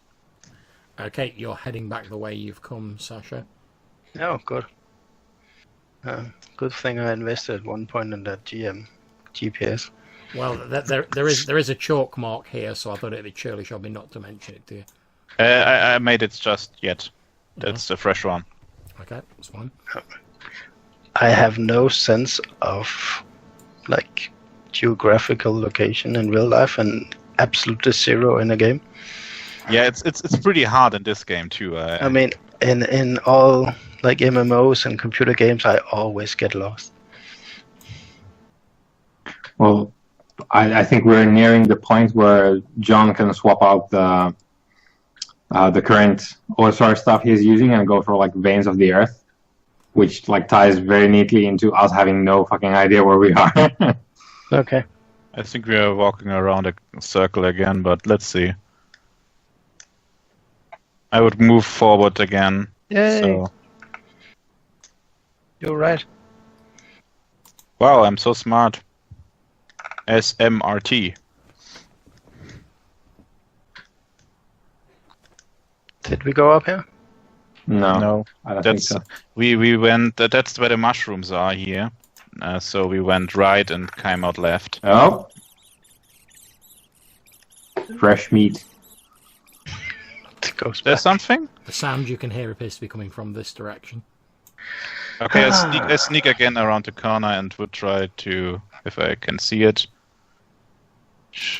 aim at it and shoot it. Okay, yeah. But I can't see anything yet. Nope. If it bleeds. Sneak up here. Okay, slowly walking around here.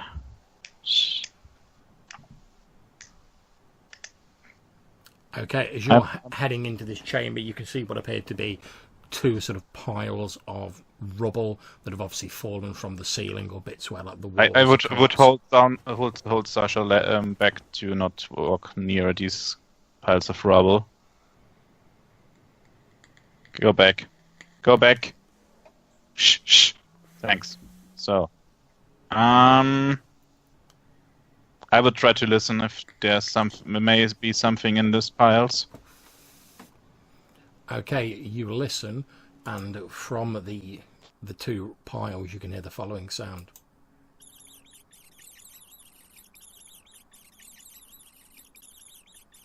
I can hear nothing. Oh, I think I muted this thing. Okay. Okay. William realizes at this point that he put cheese in his ears. Yeah, that's exactly what happened.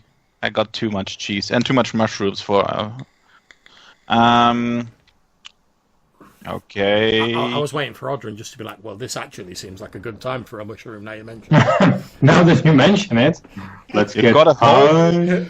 You've got Let's the trip whole thing balls of through this mushrooms rat back there. warren, yo. Okay, well, to be honest, to venture into the dark, looking for a giant pest-ridden rats, you kind of need to be high. Yeah, I and it's think we have been adventurous like must be several high. days. Okay, William, can you please roll me a d6? Of course, I love rolling d6s. A 4. Okay, as you're stood there, you see two rats emerge from the rubble pile. I shoot. Yeah, you're going to have a chance to shoot one of them before they get to you. The roll was see if you were surprised.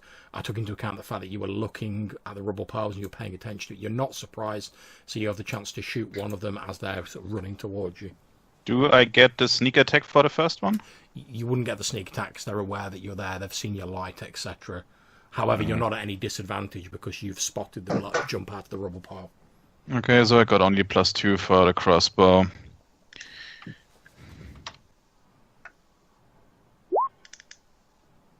And 6 damage. Okay, would you like to kill the top or the bottom one? The bottom one. Okay, that's fine. So feel free to narrate how you dispatch said rat. It jumps out, tries to run at me, and I just shoot it in the shoulder and pin it down on the ground. And So that you is see the exactly poof. what happens. It flies through the air sort of several feet away from you, skewered by your crossbow bolt, hits the ground. There is the... But it's nowhere near you, thankfully. However, the other one is going to get to attack you. What is your AC, William? Currently, my AC is a 16. Okay. The rat sort of... You feel its sort of teeth sort of scraping your clothing. However, it doesn't seem able to pierce them at the moment. Obviously, it's expended most of its energy sort of leaping towards you. It's effectively sort of like grabbed onto your chest, and it's like on you, and it's trying to bite and claw at you, but it's not managed to get through your clothing yet, although the outer layers of your clothing are getting a bit shredded. Yeah. Okay. I don't think my armor would be so, yeah. Okay, so since William's gone, just 'cause I've only got like 4 here, I'm not going to do the strict sort of initiative order because I don't see the point. Sasha, you can go next. What's your action? You can see sort of like William like trying to fend this like rat off that's just like hurtled on him after he shot one. Okay. Can she get by him? Yeah, Or- you can move past him. Okay, she will like run up to him and grab the rat and try to tear it from him. And I let will it into the tell room? you, if you're grabbing hold of the rat, there is a danger that it will bite you. Because Yeah, obviously yeah. it's like... And you're trying to But- like grab it. yeah, but she will. Just fucking kick it. Nah, she'll do that. Okay, there is still a chance it will bite you, because obviously like, you're going to have to put your foot near it. She's got armor, so... Oh, yeah. It's not likely to do any damage, but I'll make you roll It's- for it anyway. It's cool. It just makes more sense than stab it. Okay, what's your AC? Well, it's not 17. Okay, you have taken 2 hit points of damage as basically you kick out at this rat. It lets go of William, releasing him, and like sinks its fangs into your foot. So you're effectively like flailing your leg about, and there's this rat with its mouth clamped into the end of your foot. My foot? Yeah, Damn it. it's bit through your boot and like into your foot with its massive like incisors. And you're sort of okay. like flailing your leg about. Okay. Odhran. Okay, can I still get my action? Oh, yeah. Sorry, go ahead. Okay, she will stab it with her rapier then. Okay, go for it. However, I am going to say that you are at a -2 to hit it, because obviously you're trying to sort of hold your leg up and stab it without stabbing your leg while it's trying to eat your foot. Yeah. Go. Yay. 1, effectively. Okay, so you don't manage to prise it off your subtract. foot. I subtracted the 2 from the rule. Yeah. So I don't stab myself. Okay, Odhran, you can see Sasha sort of flailing her leg around with this giant rat sort of on the end of it. Yeah. Mm-hmm. What are you going to do? Let go! Is there space for me to maneuver? Yes, there is. Both Sasha and William are fairly sort of petite. Yeah. So I would like just scratch myself raw, like brushing past William on these walls, and go there and take my cudgel and size up a swing, because like Sasha is like trying to shake it off, and I'm trying to like hit it off from her. It's mushroom rat golf. Okay. Yeah. Again, you will be at the -2 because obviously you're trying not to like hit Sasha, who's like flailing a leg around, going, "Get it off me!" Mm-hmm. So make your attack roll. Yeah. So let's see. There we go. You still have a blessing, remember? Yeah. So with the -2, is that like in place of a chance to hit Sasha with it, or? Yeah, it's basically you've got the -2 because you're trying not to hit her. Yeah. You won't hit Sasha. Yeah. Okay. Yeah, I'm just gonna swing it. No? That'll do. Describe how you splat the rat. So I'm just there like, whoa, wait, what? And then I take the swing. Well, probably like I hit it in the face. It flies off, and the insides are still on the end of the boot. Indeed, as the rat flies backwards and lands with a wet thud on the pile of rubble here, and again you hear the of spores, but it's too far away to affect you guys. You can see that actually the sort of like the skull and the teeth of the rat are still like embedded in your boot, Sasha. What? Basically, it's just like smashed its body off, and like the head's still on your foot. She will kick frantically with her leg. Get off, and try to stomp it off. Yeah, not a problem. You scrape it off on the floor of the cavern. That's absolutely fine. I would immediately try to bind her wounds. Okay, Truly, roll a d4. Truly, the rat slayer. Yeah, apparently. Okay, so you have regained 1 hit point, Sasha. At least. Sweet. So, John, these piles of rocks, are they are they different kinds of rocks? Are they foreign to this place? Do they seem like they're like collapsed construction of some sort? Or Now you look at them a little bit closer, now you're inspecting them, you can see they don't actually appear to be the same rock that composes the walls. And as you're looking at them, you can see these faint traceries of what appear to be like glittering green strata running through the rocks. So I pick one of those up and I show it to my friend. Like, what do you make of this? This stone looks different, and there's obviously. I point at the green veins in the ore. What exactly is a strata? I'm sorry, I'm not sure what you meant with that. It's just like bands of like green running through the rock, like veins, as Odhran described. Does it look like the shrooms? Does it? I mean, back when we were with the mutants under Celis's. Sorry, go ahead. Under Celis's tower. Is it the same kind of green? It looks a similar green to them and to the rats and the mushrooms, but it's obviously not mushrooms. It's rock, but it's a similar colour, albeit a bit darker. I sniff at it. It has a vaguely, very faint sort of metallic smell to it. Maybe it's what the dwarfs were mining. Yeah, they talked about. Did you tell what you read in this thing? No, they had a mining expedition. That was all I could Would it glance. make sense that is maybe something valuable that they piled up here? You should maybe check if there are more rats in there. Maybe there are baby rats in there or something. Oh god. She looks awake. I poke around it with a bit with my stick to check if there's something in there. Okay, you poke around with your stick, and you do indeed find that there are about a dozen very small, sort of like baby rats. I mean, some of them haven't even opened their eyes yet.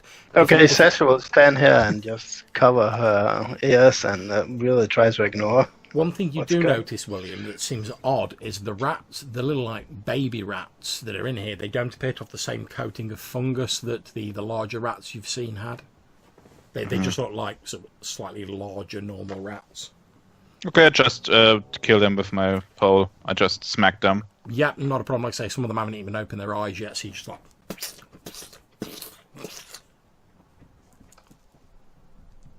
Is there an icon for see no evil, hear no evil?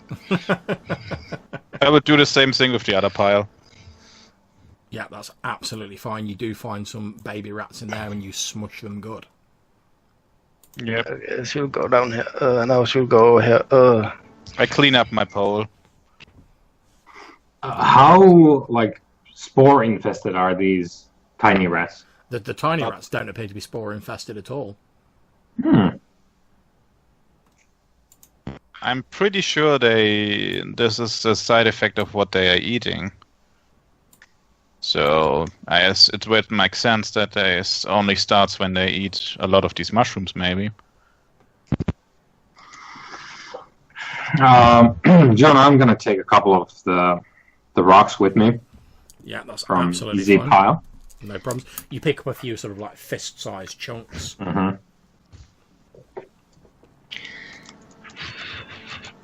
Sasha is running through her backpack and noticed that all her bottles of port are empty, so she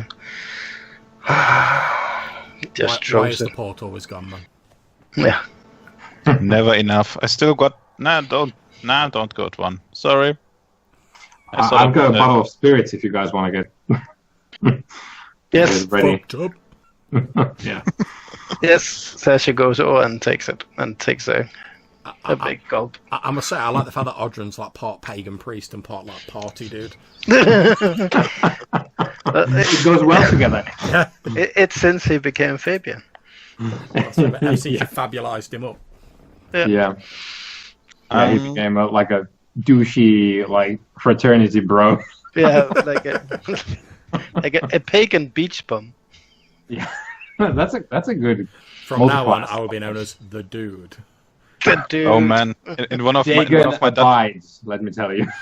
one of my Dungeon World games, we had a god of surfers. Nice. But yeah. Do we want to go up here? Check out what This could be the nest of them, so we should kill more of them. Yeah. Just saying because the time is pretty far already. How much longer do you want to go? I would like to end it in like 10 minutes top, maybe. I'm guessing this dungeon is 50 more levels. All right. Well, at least. let's push on for 10 more minutes and then we'll wrap it up. Okay. Okay. Sasha will take another gulp of the spirit to That's steel herself and move forward. I'll sneak ahead again. Mm-hmm. So we just assume that he... Make your sneak roll again. Okay. Nope. Yes. I mean yes. Yeah, you're fine. I only say nope when I only because this is such a small chance that I will fail at this.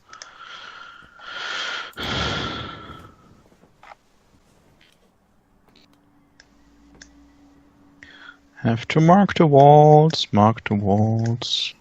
Do.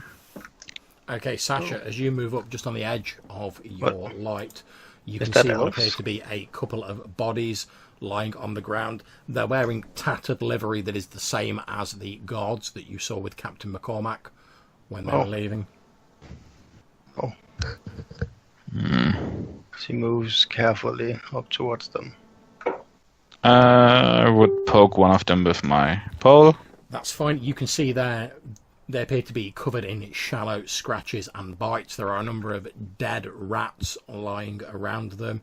Both of them have swords that are like lying near their bodies. I poke the other one. Yep, nothing unexpected happens. Okay, I will check them for anything valuable. Okay, you find that each of them, one of them has 5 silver pieces on them, and the other one has 10 copper pieces. Maybe just let that be, William. Why? I mean, They are dead.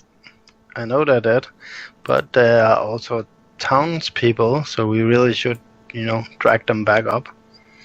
You could give their money back to whoever belongs there to. Yeah, okay. I don't want to drag them all the way back. I think we have to. We have to do nothing. We don't have to be here. Okay, out of decency.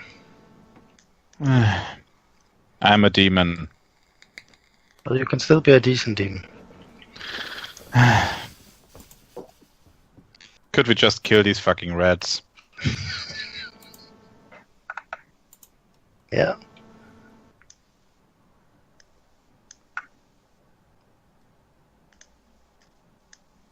Okay, you continue moving and marking the caves. As you move into this area, Sasha, you can see at first what you think is another one of the guards dead on the ground. But as you move closer, you can see that the body on the ground actually appears to be like twisted and deformed in some way. It's a little more than a skeleton, but although it's humanoid, it doesn't appear to look entirely human. And in fact, as you're looking at it, Odhran, the sort of skull and the shape of the spine is almost reminiscent of a fish or aquatic creature of some kind. Is there anything else? Is it just bones, or is there like effects or trinkets of any kind? As you're looking at it, you can see that it was once wearing presumably some sort of robe or jerkin, but it's been ripped to pieces. However, you can see what appears to be a small golden chain around its neck, and there is what you immediately recognise as like a golden symbol of Dagon resting amidst its ribcage. That's obviously trapped. Well, Odhran snatches the skull and the necklace from the corpse. Is the skull like deformed as well? Yeah, the skull almost looks like a giant sort of fish skull. Does Dagon's As in like a servants fish skull, always? as in a fish skull that's like the size of a human head. Right. Perfect. Because I'm gonna make a hat out of that. Right. So Odhran takes the skull and the necklace. Like he stares at the skull for a long time. And Okay. Do Dagon's servants always end up like that? no, this was something else. Okay, Sasha and Odhran, can you please roll me a d6? I didn't poke it first. A 2. 5. Okay, that's absolutely fine. Odhran, as you're holding this necklace and you're sort of peering at it, for a few moments you find your vision changes and you're no longer in this dark cave under the Church of Peaceful Repose. You appear to be deep underwater somewhere, and you're looking up ahead, and there's this strange, twisted city built of this green stone with golden traceries running through it. You almost without sort of willing it, you drift and float closer to the yawning black entrance, and just through it, despite the darkness, you can see what appears to be a huge stone statue of some sort of bizarre hybrid fish-man creature. And then you shake your head and your vision clears, and once more you're stood in the cave holding this golden necklace looking at it. You okay? You're gone for like a moment. This is a blessed relic of Dagon. We were right to come here, and I put it on my neck. As you put it around your neck, it feels oddly familiar and quite comforting, as though like you were meant to have this. Mm-hmm. And in his heart of hearts, Odhran knows this to be a certainty. And next day you grow gills. Yeah. It's all he ever wanted. Well, you say grow gills, he said blessing of Dagon. Yep. To be fair, I can think of worse things than growing gills. Yeah. It's just like, oh, that river we found. Oh, no problems. Mm-hmm. Tell us the people in the village. I mean, you're a demon. I'm turning green, so why not have him be a fishman? Okay, as you're moving up this tunnel, it's sloping downwards, sort of gradually at first, and then more steeply. Not like you're going to fall down it, but it is sloping downwards, deeper underground. And I think that is probably a good point to leave it at, guys, rather than go on to another map. So I'm just going to tot up your XP for the session. And I will tell you that. Just give me a moment. I've got it all written down. We found a bit of gold. Yeah, but don't forget you get XP for gold. Yeah, gold. Pretty much that's the only thing we really get XP. I mean, we killed a couple of rats. Okay, you guys have 250 XP. Each or to share? To share. To share? Oh, so man. that's 83 a piece. And then a single XP to Dagon. Praise him. Okay, I hope you all enjoyed the session this evening, guys. I tried my best to sort of like speed you past the sort of like empty dungeon bit, since we were a bit pressed for time. I hope you all enjoyed it though, guys, and like I say, we'll pick up next session in a couple of weeks with you guys like pressing on further into this cavern system, assuming that's what you want to do. Yeah, thank you for jamming. Yeah. Yes, thank you. No problems. I'm happy to chat for a bit afterwards, but for now I'm going to end the recording. So thank you guys for playing, and thank you for anyone who is watching this. Hopefully we'll see you again in the next session. Take care. See ya.